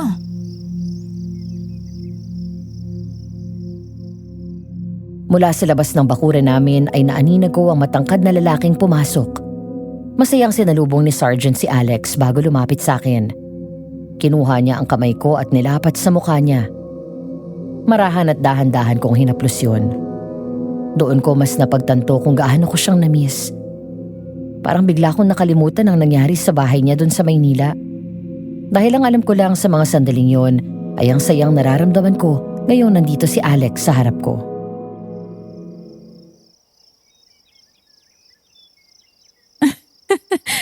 Ikaw nga. Kumusta ka na? Yung mata mo, Kulay itim na long sleeve ang suot mo, di ba? nakakakita ka na? Nakakaaninag pa lang ng kulay tsaka movement ng mga tao pero blurred pa rin. Wow, ang laki na pala ng improvement ng mata mo. Kunti na lang. Bakit ang tagal mong nawala? Huwag ka magsinungaling.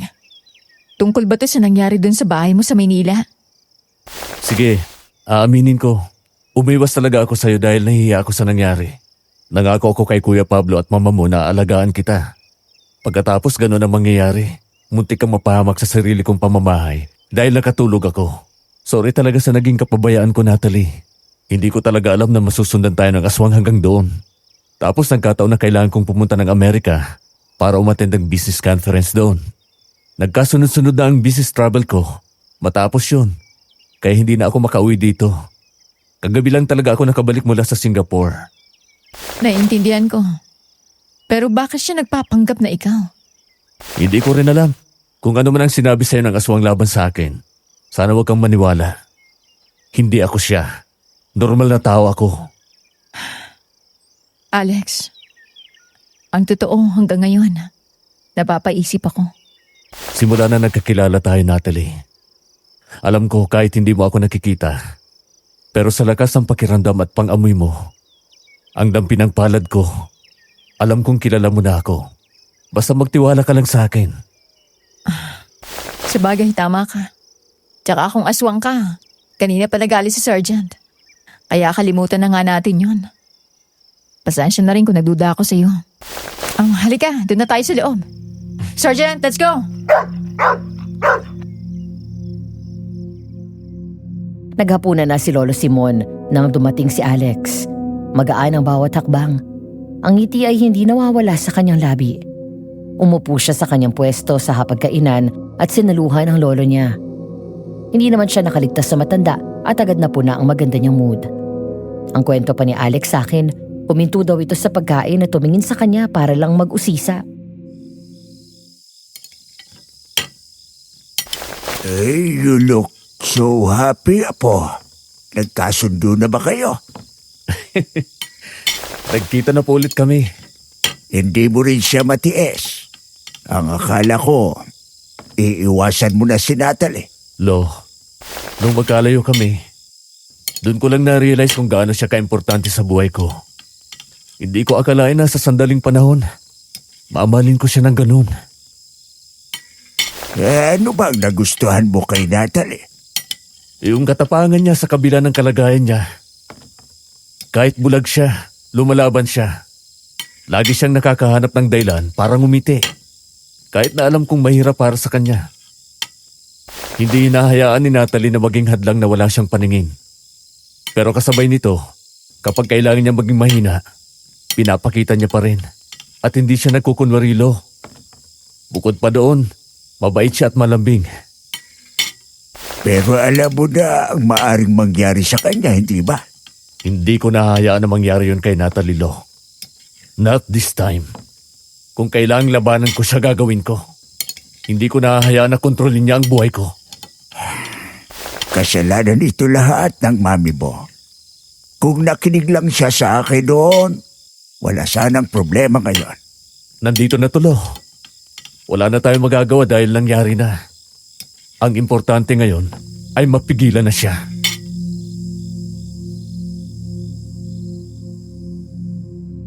Nang matapos maghapunan ay agad nang umakyat si Alex sa kanyang kwarto.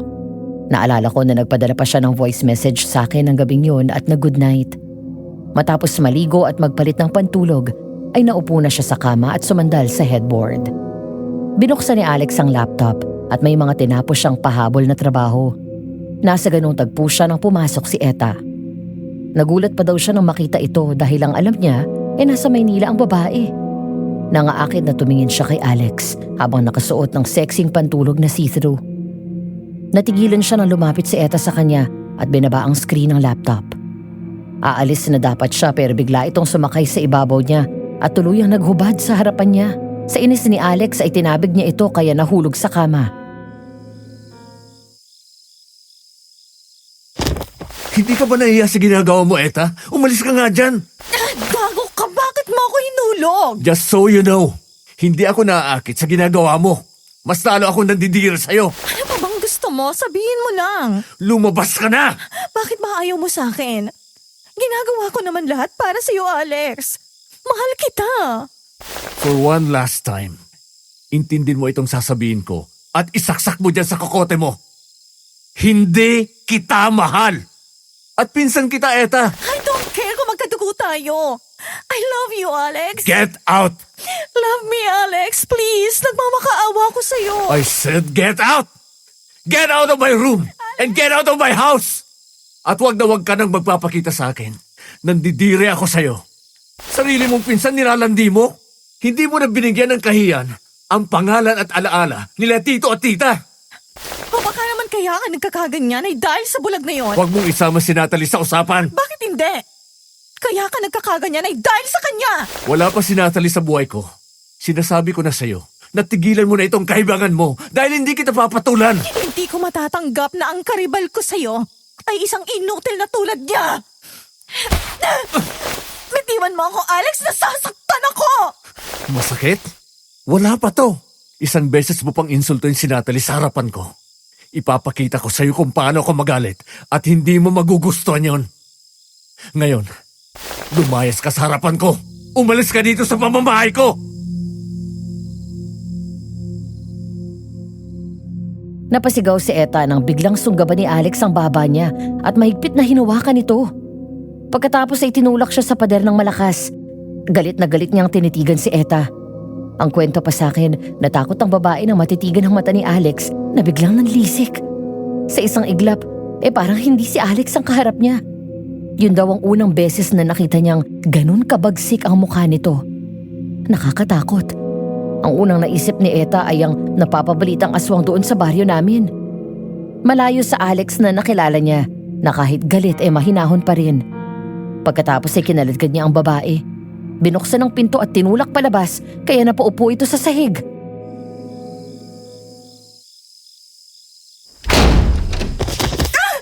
Alex! Alex, sandali lang! Alex! One last warning, Eta. Lumapit ka pa ulit sa akin. Makikita mo ang hinahanap mo.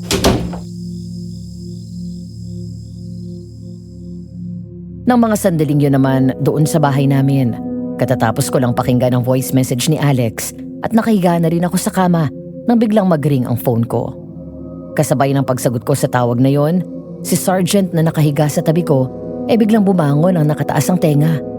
Nakikiramdam. Hanggang sa pumunta siya sa nakasaradong bintana at umamoy doon. Pagkatapos ay umangil.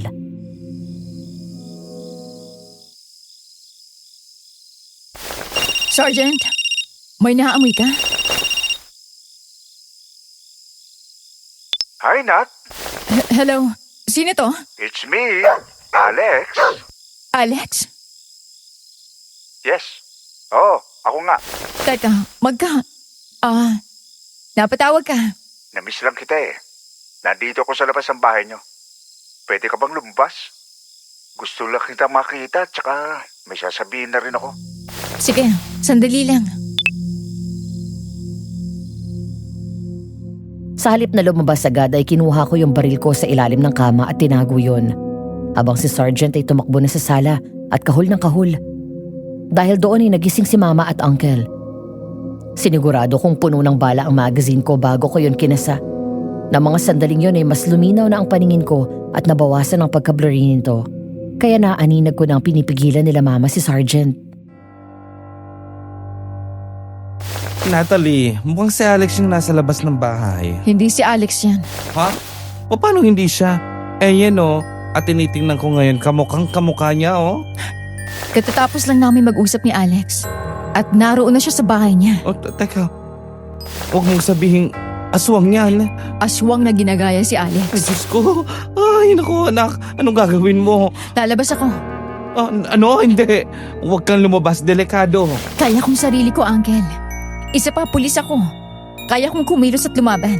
Lalo na ngayon, may naaaninag na ako. Pero baka mapahamak ka, ha? Magtiwala po kayo sa akin. Kapag hindi ko ginawa to, hahanap siya ng paraan para makapasok dito. Baka pati kayo saktan niya. Hawakan niyo muna si Sergeant at ikabit niyo yung harness at leash niya. Pakawalan niyo siya kapag sinabi ko. Oo, sige. Mag-ingat ka, anak, ha?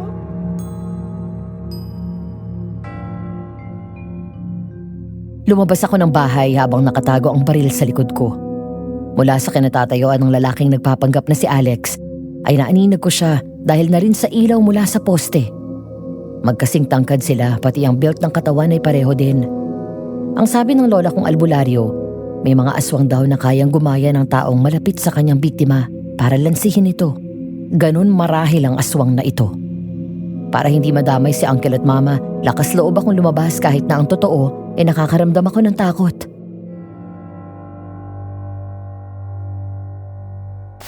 Alex, gabi na. Ang akala ko uuwi ka na. Kanina lang magkasama tayo. Hindi ako makakatulog eh. Iniisip kasi kita. Bakit? May problema ba? Natalie, sumama ka na sa akin. Magpakasal na tayo. Ha? Binibigla mo naman ako, Alex. Ayaw mo ba sa akin? Ang akala ko gusto mo rin ako. Ang mabuti pa, umuwi ka na muna. Hindi na. Gusto kong sumama ka na sa akin ngayon. Ano akala mo sa akin? Tanga? Itigil mo ng panggagaya kay Alex dahil hindi mo ako maluloko. Ang kwento sa akin ni Uncle, nang bigla akong maglabas ng baril, ay agad nagpalit ng anyo ang lalaki. Naging isang mabangis na aswang ito. Ang katawan ay gaya sa ordinaryong tao, pero ang mukha ay gaya sa demonyo. At talagang nakakakilabot daw ang itsura nito. Biglang umatras ang aswang nang paputokan ko ng baril. Nang hindi tinamaan ay mabilis siyang sumugod sa akin. Naitulak ako nito sa isang malaking puno at malakas na binangga ang likod ko doon. Hindi ko magawang makakilos dahil hawak nito ang kamay ko. Sinipa ako ng malakas ang aswang pero hindi ito natinag.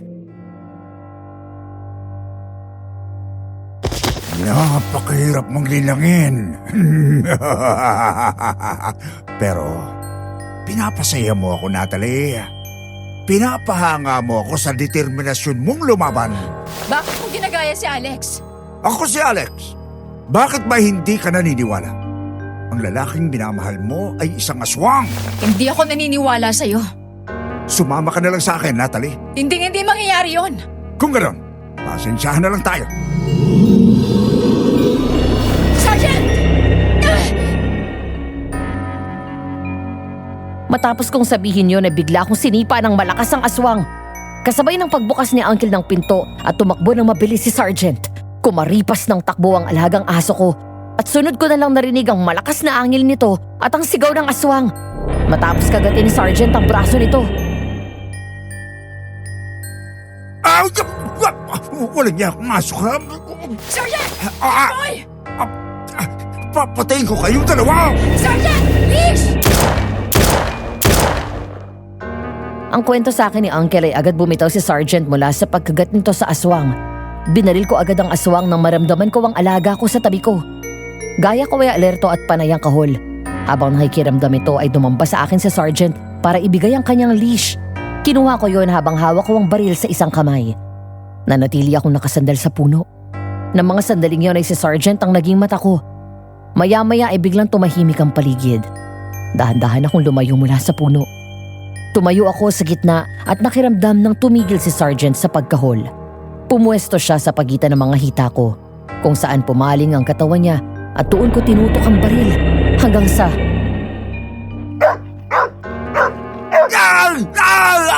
Papatayin kita! Sa kanan mo! Ginagalit mo ko! Bakit ka balik ng balik dito? Anong kailangan mo sa akin? Lahat ng meron siya, dapat meron din ako.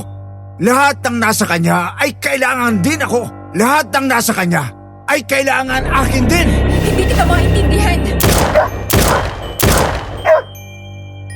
Matapos kong paputokan ng aswang at tinamaan ito, muling sumugod si Sergeant dito nang nagtangka daw ang aswang na lalapit sa akin. Dahil hawak ko ang tali niya, ay hindi nito nakagat ang halimaw na yon. Maya-maya ay sumugod si Uncle at Mama, saka pinagbabato ng asin ang aswang. Doon siya tumakas at tuluyan kaming iniwan. Nagmamadali akong nilipitan ni Uncle at pumasok na kami sa loob ng bahay. Hingal na hingal ako nang ibaba ko ang baril at napaupo sa sahig. Pero agad akong umiti nang marinig ko siyang umungot at dinilaan ako sa mukha habang tila umiiyak. Good job, boy. Huwag ka mag-alala. Okay lang ako. Uy, may sugat si Sergeant. Ano? Parang kalmot lang at mukhang mababaw lang naman.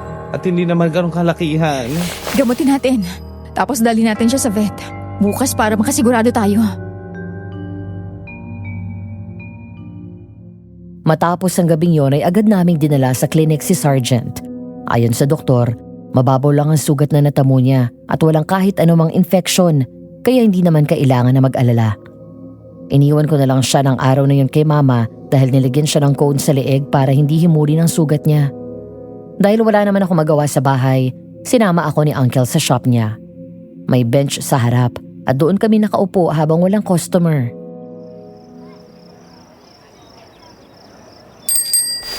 Kumusta ng paningin mo? Pabuti ng pabuti, Uncle. Excited na akong makakita ulit. Ano palang plano mo? Babalik ka ba kagad sa Maynila kapag totally na nakakita ka na?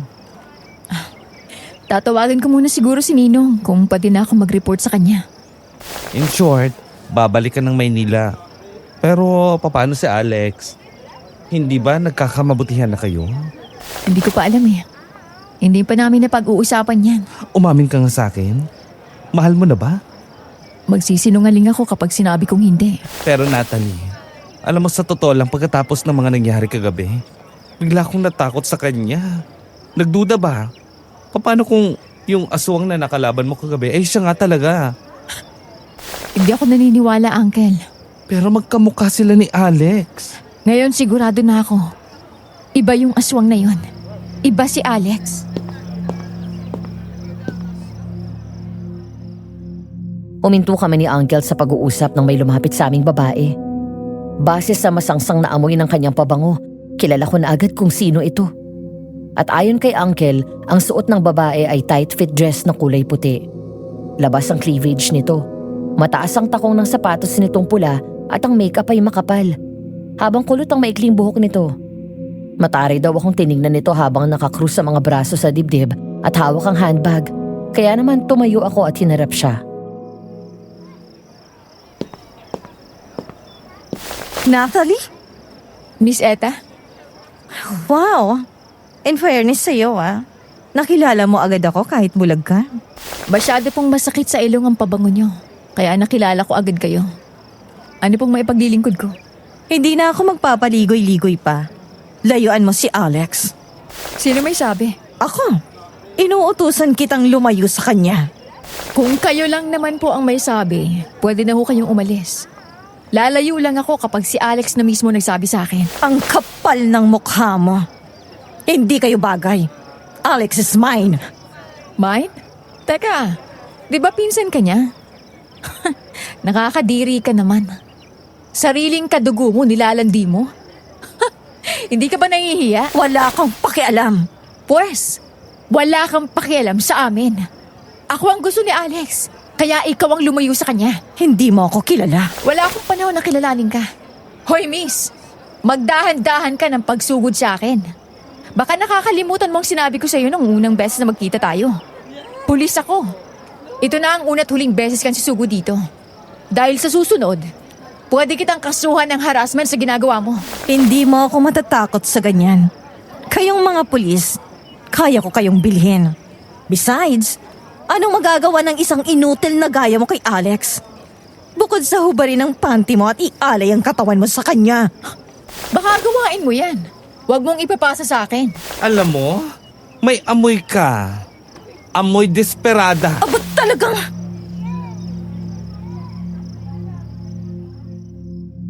Sasampalin sana ako ni Eta, pero nagulat siya nang mahawakan ko ang kamay niya. Saka patuloy akong binitawan ito. Akma akong sasampalin ulit nito gamit ang kabilang kamay, pero napigilan daw ito ni Uncle. Matapang ko siyang tinulak palayo. At ayon kay Uncle, sa taas daw ng suot nitong takong, muntik pa daw itong mawala ng balanse at matumba kung hindi nakakapit sa pader.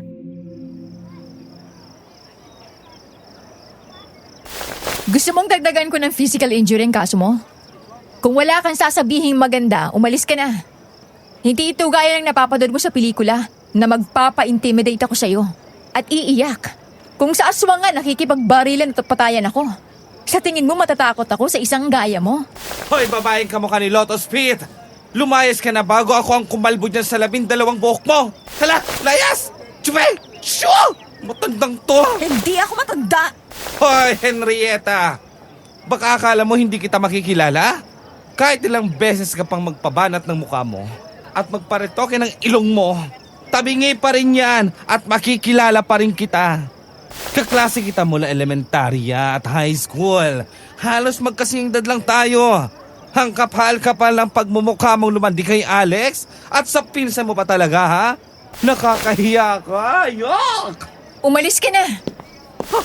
Kakaloka. Birthday na birthday ko, inimbiyer na ako, ha?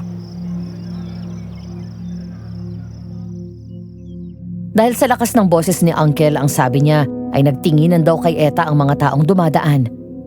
Kaya bigla itong nagmadali sa pag-alis. Nagtawanan lang kaming magtsuhin ng tuluyang makaalis ito. Matapos yun ay niyaya na ako ni Uncle na pumasok sa loob. Ang mga sumunod na eksena ay ayon na rin sa salaysay ng mga kasambahay na nakasaksi at nakarinig sa pangyayari. Nang gabing yun, umuwi daw si Eta sa bahay ni Alex na lasing.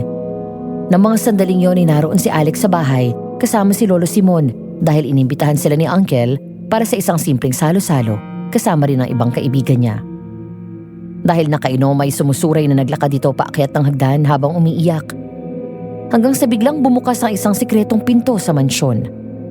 Lumingon si Eta at nakita ang isang lalaki na kamukha ni Alex. Sa pag-aakalang si Alex yon, umiiyak na lumapit siya dito at pinagsusuntok ito sa dibdib.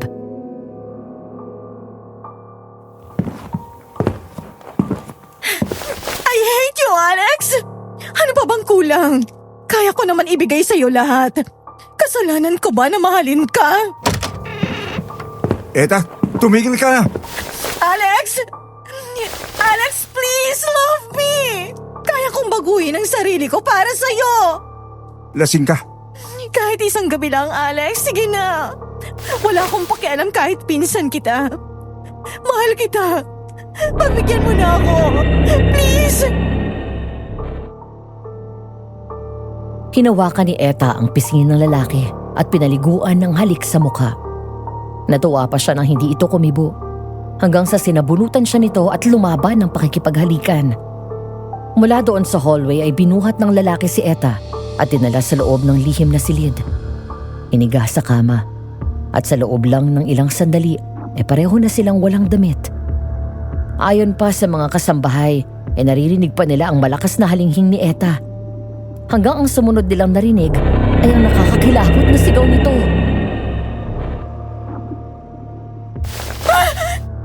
Hindi. Hindi ikaw si Alex. Kumusta ka na, Eta? Hindi maaari ito. Cairo! Ako nga! Aswang! Lumayo ka sa akin! Lumayo ka! Pinagbigyan na kita sa gusto mo. Ngayon ako naman ang pagbibigyan mo. Dahil kumakalam na ang sikmura ko, Eta. Wag! Parang awa mo na! Wag!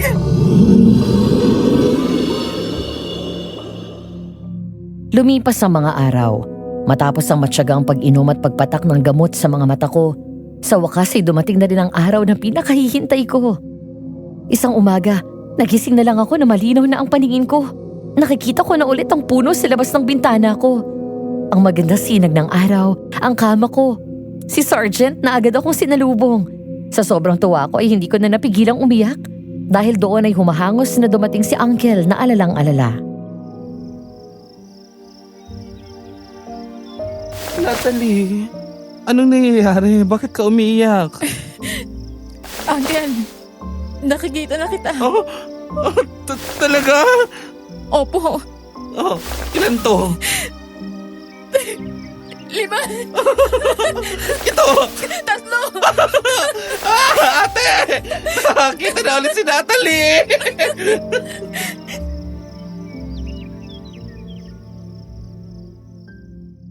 Umiiyak na niyakap ako ni Mama. Alam ko kahit na palagi siyang kalmado, madalas hindi kumikibo.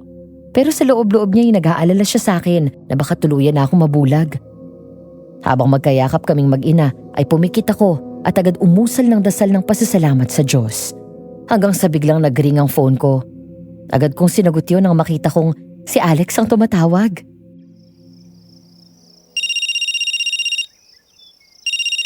Tumatawag si Alex. Sagutin mo na, tsak na matutuwa siya. Bigla ako nahiya, Uncle. Sige na, tsak na tatagbo ka agad yan dito. O sige. Hello? Hi. Good morning. Kumusta ang tulog mo? Ayos naman. Maganda nga ang gising ko ngayon eh. Talaga? Mabuti kung ganun. Alex. Nakakakita na ulit ako. Ano? Teka, hintayin mo ako. Pupuntahin kita dyan ngayon din. Pupunta daw siya. Ay, bilisan mo na, magpaganda ka na.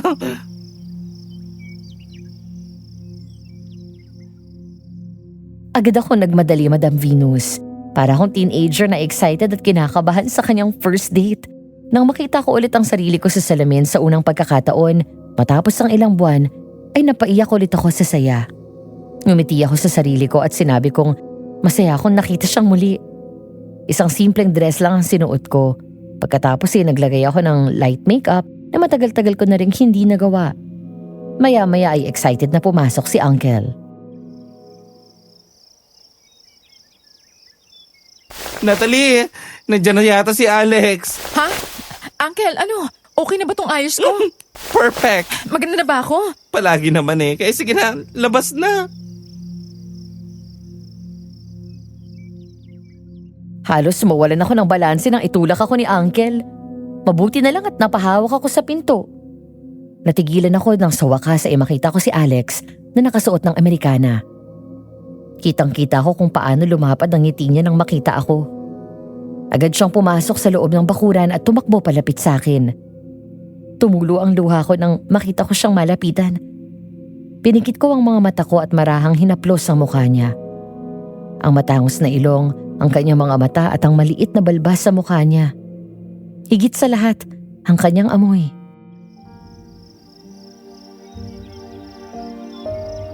Ikaw nga si Alex. Tumingin ka sa akin. Talaga bang nakikita mo na ako? Oo, malinaw na malinaw.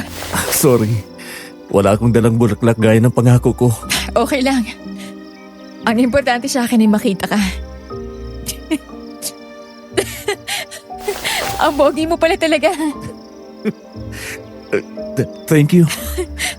Akin ka na lang. Sa'yo naman talaga ako eh.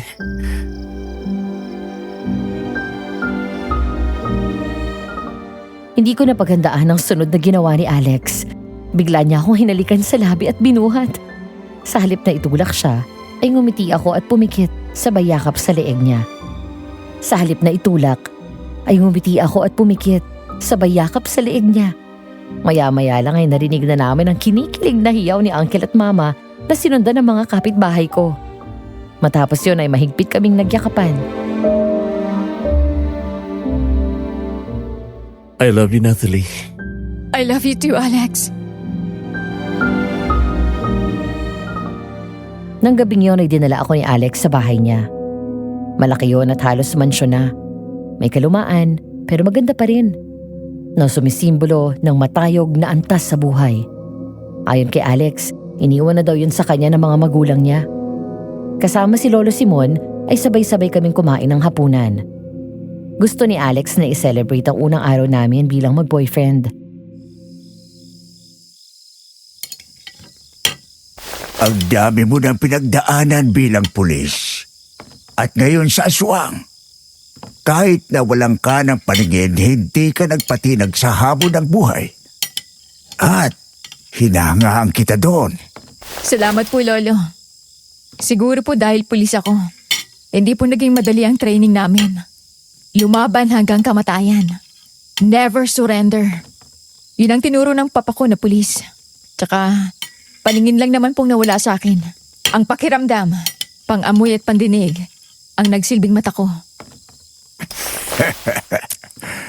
Kaya pala na in love ng gusto sa iyo itong apo ko. Aba, mula noong makilala kayo, biglang bumait at madalas nang nakangiti. Sabi sa'yo, Lolo ang galing kong pumili, no? Oh, anong plano mo ngayon? Babalik ka na ba sa Maynila? Opo, magre-report na po muna ako sa hepe ko. Pero sinusubukan ko siyang kumbinsin, Lo, na lumipat at magpadestino dito sa atin. Okay lang naman sa akin kung sa Maynila siya dahil umuwi naman ako doon. Kaya lang, since dito ako nakabase, mas mapapanatag ako kapag narito siya. At least dito, pwede ko siyang makita anytime.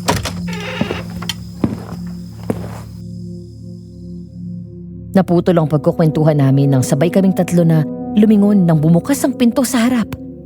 Agad umalingasaw ang napakabahong amoy. Dahil nasa dining area kami, hindi namin agad nakita kung sino ang pumasok. Basta ang narinig na lang namin ay yung mabagal na tunog ng takong ng isang sapatos. Maya-maya ay biglang umalingaw-ngaw ang malakas na sigaw ng isa sa kasambahay ni Alex. Pagkatapos ay takot na takot itong tumakbo papunta sa amin. Ate Merly, bakit? Ha? Alex, si Eta. Tulungan niyo ako. Ano nangyari sa kanya? Eta, anong nangyari? Bakit ka nagka... Sabay-sabay kaming tumayo at umatras nang makita si Eta. Malayo sa itsura ng ilarawan sa akin ni Uncle, naglamurosa at sopistikada. Ngayon ay nanlilimahid sa dumi ang puting damit nito at ang buong katawan. Magulo ang buhok. May malaking sugat sa leeg na nabubulok na. Nang titigan ko ng maigi ay nakita kong inuuod na yun. Para siyang naglalakad na bangkay na naaagnas na. Sa kanya galing ang matapang at napakabahong amoy. Bakit ka nagkaganyan? Mag-ingat ka! Hindi na siya tao. Aswang na ang kaharap mo. Ano? Paano nangyari yun? Manang, may nangyari ba dito na hindi ko alam? Ayon sa kasambahay, pagkatapos daw pumasok ng kwarto ni Eta, kasama itong Cairo, ay puro ungol at sigaw na lang ang narinig nila. Hindi na raw nila nakita ang babae mula noon. Nang mga sandaling yon, ang atensyon ko ay nasa aswang na anumang oras si maaring sumugod. Ang kilos at angil na lumalabas sa bibig nito ay gaya ng sa zombie. Ako naman, sa mga sandaling yun ay pasimple akong lumalapit sa isang island counter at kumuha ng kitchen knife sa drawer. Malang! Ilabas niyo muna dito si Lolo Simon. Kayong lahat ang may kasalanan nito. Papatayin ko kayo! Alex! Takbo! Natalie! Papatayin kitang babae ka! Inaga mo sa akin si Alex! Nasaan ang aswang na kumagat sa'yo? Papatayin kita! Eta! Tama na! Papatayin kita! Nang sumugod sa akin ang aswang ay bigla akong tinulak palayo si Alex. Nagpahabol ako sa aswang at doon niya ako naabutan sa sala. Sinunggaban niya ako sa batok saka tinulak ng malakas sa pader. Nabitawan ko ang patalim. Dadamputin ko na dapat yon pero nakalapit na siya sa akin. Agad niya akong sinakal. Nagtangka na kagatin ako. Malakas ko siyang sinipa ng isa kaya nabitawan niya ako. Sinuntok ko ito ng 2 beses saka sinipa ulit. Nang magtangka itong sumugod sa akin, mabilis na nakalapit si Alec at hinila niya si Eta palayo. Nagwala ito ng husto hanggang sa nabitawan ni Alex. Lumingon ang aswang sa kanya at siya naman ang sinugod. Sinapak niya ang aswang sabay dampot ng patalim na nabitawan ko kanina. Si Cairo ba ang may gawa nito sa'yo? Oo! Pareho kayong demonyong magkapatid! Papatayin ko kayo at isusunod kong babae niyan! Nasaan si Cairo?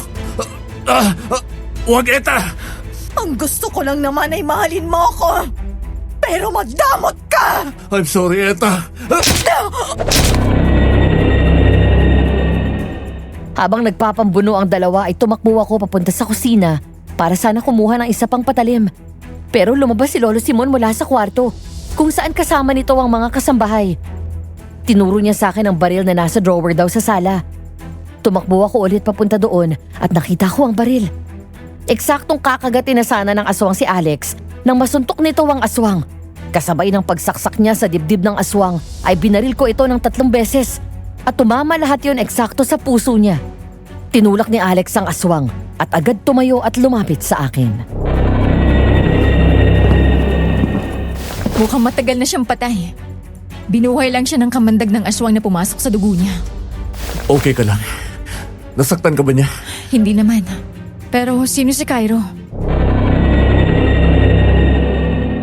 Kinagabihan, pasado 9:00. Nagsasarado na ako ng mga bintana nang makuha ni Sergeant ang atensyon ko. Nakahiga na ito at natutulog na nang biglang bumangon ang nakataas ang tenga. Maya-maya ay biglang kumampay ang buntot nito at umungot. Nang sumilip ako sa bintana ay nakita ko si Alex at kumakaway pa. Kaya agad akong lumabas. Sinalubong siya ni Sergeant pagkatapos ay ako naman ang nilapitan nito. Sinalubong niya ako ng matagal na halik sa labi at niyakap ako ng mahigpit. Dahil mas maliit ako kay Alex, para akong bata na kinarga nito hanggang sa makapasok kami sa bahay. Doon sa kusina ay binigyan ko siya ng pagkain nang sabihin nitong hindi pa siya kumakain.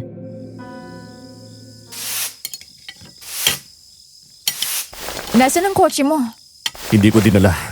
Naglakad lang ako papunta dito. Gusto ko kasing mag-isip-isip. Ang lungkot na mga mata mo. Alam ko may gumugulo sa isip mo. Pero tapusin mo muna yung kinakain mo. Thank you. Mabuti na lang at nandito ka na sa buhay ko. Gumanang pakiramdam ko na parang nabawasan ang pasan ko sa likod ko. Sige. Mamaya pagkatapos mo, sabihin mo sa akin ang lahat.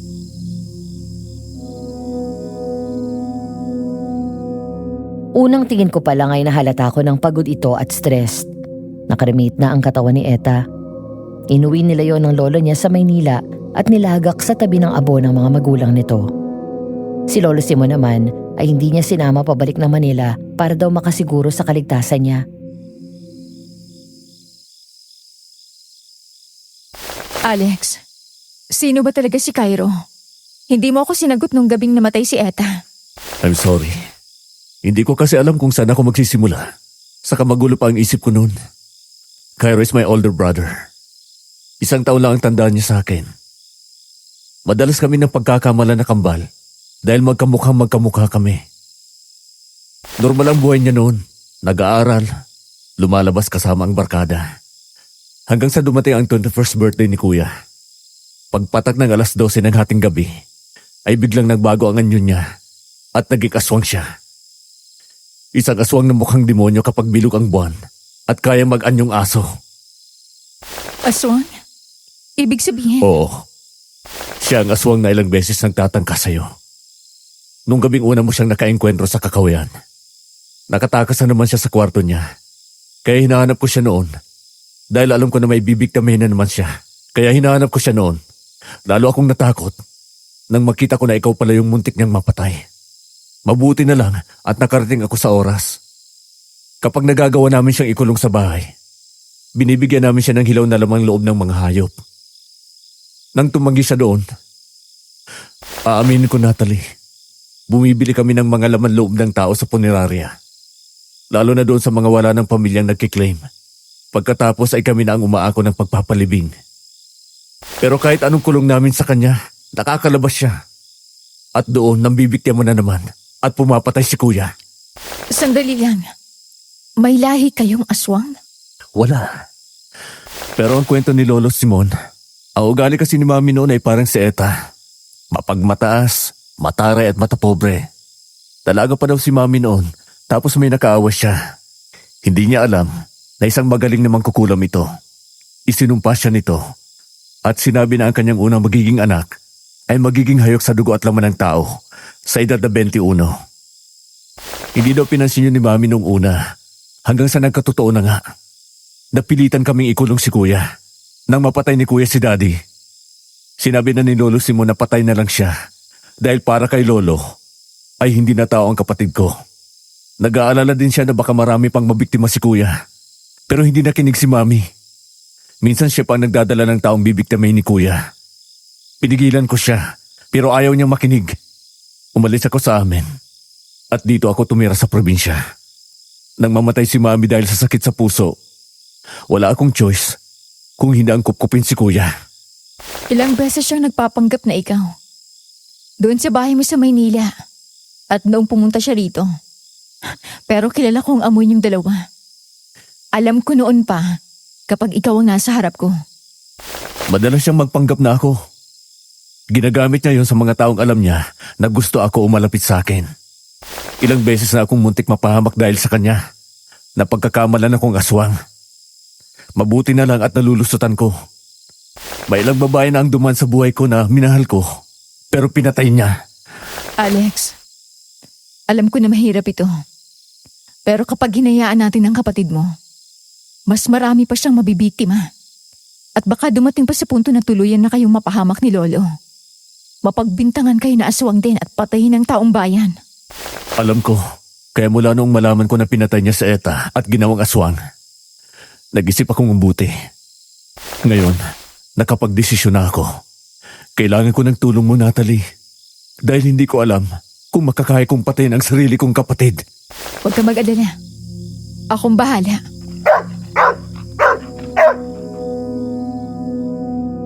Napalingon kami kay Sergeant nang bigla itong umangil. Agad akong napatayo na mga lisag ang balahibo ko. Lalabas dapat si Alex, pero pinigilan ko siya. Sa halip ay sinenyasan ko siyang huwag mag-ingay at magtago lang sa bahay. Mabilis akong pumasok ng kwarto at kinuha ang 45 na baril saka yun sinuksok sa bewang ng suot kong shorts. Kinuha ko rin ang military knife na minana ko pa kay Papa noon. Matapos yun ay ginising ko si Mama at Uncle.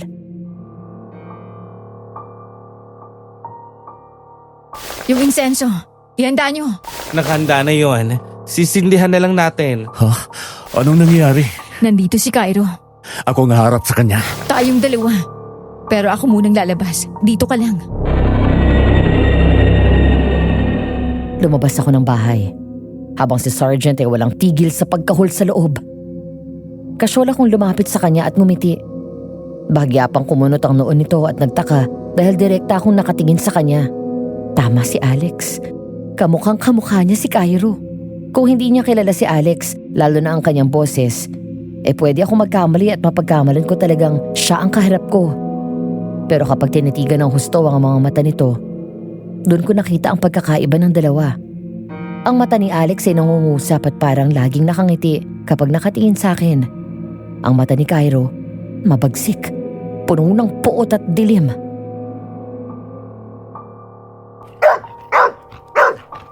Nakakakita ka na? Oo, Nakapagtataka. Paano mo nalaman na naandito ako? Ganun mo ba ako na-miss? alam ko kapag nandito ka dahil sa amoy mo. Dahil ibang amoy ni Alex kaysa sa'yo, Cairo. Paano? Kuya, Mabuti at narito ka. Panoorin mo kung paano ko wasakin ulit ang kaligayahan mo. Kung mawawasak mo ako. Natalie! Bigla akong nagpahabol at doon ko narinig ang malakas na sigaw ni Alex. Sinadya kong tumakbo palayo para mailayo ang pamilya ko at hindi sila balingan ng aswang. Ikalawa, ayokong makita ni Alex ang gagawin ko sa kapatid niya. Samantala tumakbo ako ng tumakbo hanggang sa naabutan ako ng aswang malapit sa bukid.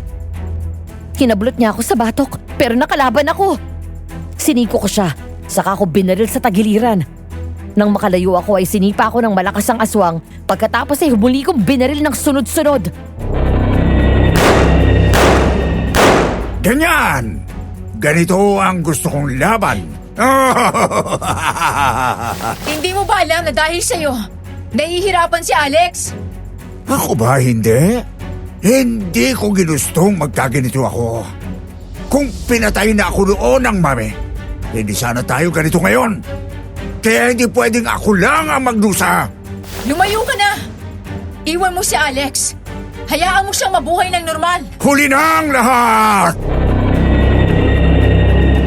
Sumugod ulit ang aswang at mas maliksi ang kilos nito. Nagawa nitong iwasan ang mga balang pinakawalan ko. Hanggang sa bigla itong nawala at nagtago sa likod ng makapal na halaman. Sa isang iglap, biglang tumahimik ang paligid. Lumingon ako pero wala akong maaninag sa dilim. Hanggang sa naalala ko ang ginagawa ko noong hindi pa ako nakakakita. Habang nakataas ang baril ko, pumikit ako at nakiramdam. May lumalakad sa likod ng halamanan. sa kanan ko, papunta sa likod. Sa kabila ng maingat nitong lakad ay naririnig ko pa rin ang tunog ng tuyong dahon na natatapakan nito. Hanggang sa bigla itong lumabas palabas mula sa likod ko. Pasugod sa akin! Pero mabilis akong humarap sa kanya saka binaril ito ng 3 beses. Bumagsak ang aswang nang saluhin ng katawan niya ang mga bala.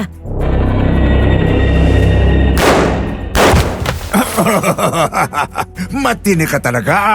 Wala akong panahon para makipaglaro sa'yo. Palagi mo nalang pinapahamak si Alex. Bakit mo ginagawa yon? Pagkatapos lahat ng sakripisyo niya para sa'yo. Dahil ninakaw niya ang buhay na dapat sa akin. Ako ang dapat na magpapatakbo ng negosyo namin. Ako dapat ang nasa posisyon niya. Pero tingnan mo kung ano ako ngayon. Isang aswang na mas masahol pa sa demonyo. Nakakulong sa kadiliman. At lahat ng ito ay kasalanan nila. Kuya, tama na! Nandito na pala ang magiting kong kapatid. Ang palaging bida. Ang palaging mabait at masunurin. Itigil mo na ito! Magpahinga ka na! Ano? Papatayin mo ko? Kaya ng konsensya mo? Kaya ako ginagawa ito. Dahil hindi na kaya ng konsensya ko. Marami ka nang napapatay at ayoko na ng ganitong buhay. Alam kong pagod ka na rin. Wala kang kasalanan dito. Wala tayong kasalanan. Tayo lang ang nagbabayad ng kasalanan ni Mami. Huli na para dyan, Alex. Hindi na ako naniniwala sa pampalubag loob ng salitang yan. Demonyo na ako at wala na akong magagawa pa at mamamatay na ako ng ganito. Kaya hindi ka pwedeng maging masaya. Kailangan samahan mo ako rito! Hindi na ako papayag na pati si Natalie ay patayin mo. Tumabi ka na! Baka mapahama ka lang. Laban ko na ito. Kung may dapat pumatay sa kapatid ko, ako yun, Natalie. Sige, tingnan ko kung ubra ka sa akin. Nang sumugod si Cairo ay sinalubong ito ni Alex, dala ang inabot ko sa kanyang military knife. Habang ako'y nakaantabay at anumang oras ay handang sumugod. Habang naglalaban ng dalawa, dumating si Uncle at Mama, dala ang mga insenso. Agad nilang sinindihan yon at maya-maya humalos sa hangin ang usok nito at kumalat yon sa buong paligid. Samantala agad bumalik sa magkapatid ang tingin ko.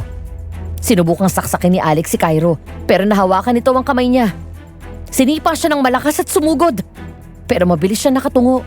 Nang makakita ng tiyempo ay doon niya ito sinaksak sa tiyan.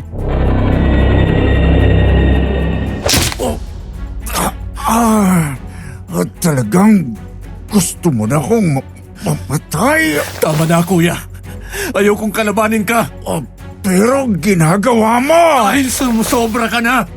Hindi na ako papayag na pati si Natalie ay mawawala sa akin. Tinulak ni Alex si Cairo hanggang sa bumangga sa puno ang likod nito. Pagkatapos bigla niyang inundayan ulit ito ng saksak pero sa dibdib na tumama. Nakita ko ang gulat sa mukha ng aswang. Binunot ni Alex ang patalim at muli itong sinaksak. Nang makita ko na akmang tutusukin ng matalim nitong kuko ang tiyan ni Alex, mabilis akong tumakbo at pinigilan ang kamay nito. Pinagtulungan namin siya pero malakas pa rin ito at halos sumagis kami.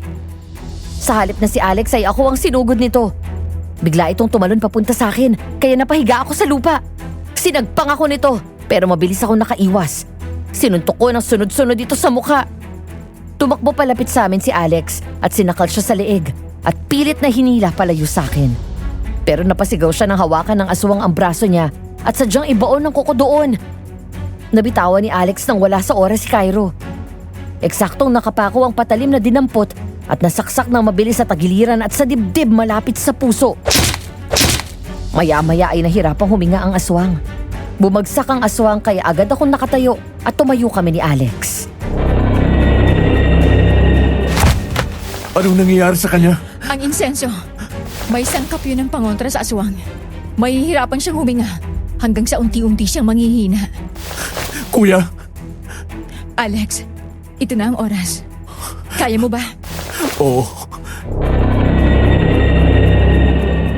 Kinuha niya mula sa akin ang patalim pero hindi pa man din humahakbang si Alex nakita ko na ang hirap ng kalooban niya. Kahit na ako ang babae pero bilang pulis, Tungkulin ko ito at mas halang ang bituka ko sa pagpatay. Pinigilan ko siya at binawi ang patalim. Malungkot akong ngumiti sa kanya at ako ang lumapit sa aswang. Nakaluhod na siya at nangihina sa dami ng tama ng bala at saksak. Lumuhod ako sa harap ni Cairo at malungkot na ngumiti. Kung naging ganyan ka man, hindi mo kasalanan. Biktima lang kayong dalawa ni Alex. Bakit ikaw? Si Alex ang gusto kong pumatay sa akin. Pasensya ka na. Pero, mahal na mahal ko si Alex. Kapag hinayaan ko na siyang pumatay sa'yo, alam kong mahihirapan siya. Magpahinga ka na, Cairo! Natalie! Isasama kita sa impyerno! Sayang ang pagmamahal ni Alex sa'yo. Wala ka talagang kaluluwa! Hindi ko inasahan na may lakas pa siyang saksakin ako. Kaya ganun na lang ang gulat ko nang maramdaman ko ang biglang pagbaon ng kuko niya sa tiyan ko. Agad akong gumanti at agad na sinaksak ang aswang sa leeg. Kaya agad tumagas mula doon ang dugo nito. Nang tuluyang namatay ang aswang ay sabay kaming bumagsak pero agad akong nasalo ni Alex. Natalie! Diyos ko! Sandali! Kukunin ko yung sasakyan! I'm sorry. I'm sorry kung nadamay ka.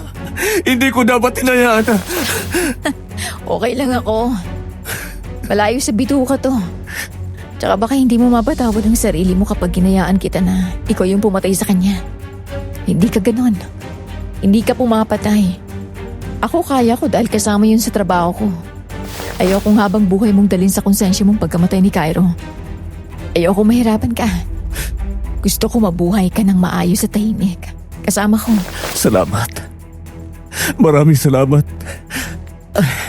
Kumapit ka sa akin. Dadaling kita sa ospital. Matapos ng gabing yun ay tuluyang natahimik ang bayan namin. Makalipas ang 2 linggo ay bumalik na ako ng Maynila. Muli akong nag-report sa hepe ko. Sa loob ng ilang buwan ay doon pa rin ako sa dating presinto ko pumapasok. Madalas tuloy nasa Maynila si Alex para lang magkasama kami. At nito lang nakaraang linggo, sa wakas ay nailipat na rin ako sa presinto sa probinsya. Samantala lumingon ako nang makitang pumarada sa harap ng police station ang kotse ni Alex. Oras na pala para umuwi.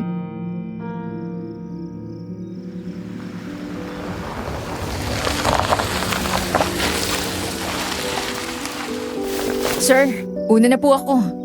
Sergeant Natalie Abad, uwi na tayo? Opo, uuwi na. Hi baby. Ay, kumusta ang trabaho? Ay, okay naman. Ikaw, kumusta ang mga bagong kasama mo? Mababait sila. Nakakasundo ko naman pati yung hepe namin. Nga pala, napaayos mo ng puntod ni Cairo? Oo. Magkakasama na silang 3 ni Lumami. Thank you babe sa lahat ng ginawa mo. Ano ka ba? Hindi mo kailangan magpasalamat. Maghintay lang tayo ng babang luksa ni Kuya. Tapos magpapakasal agad tayo. Hindi mo kailangan magmadali. Hindi naman ako mawawala eh. Pero may gusto pala akong sabihin sa iyo na hindi ko nasabi nung araw na mawala si Cairo. Ano yun? Hindi ikaw yung tipo ng lalaki na magaling sa bubugan. Pero pagdating sa lakas ng loob at pananindigan, nangunguna ka. Alex, salamat dahil pinaglaban mo ko. Pinanindigan mo ang pagmamahal mo sa akin, kahit na ang kapatid mo naging kapalit. Ginawa ko yun dahil mahal kita. At ayokong mawala ka sa akin. I love you. I love you too.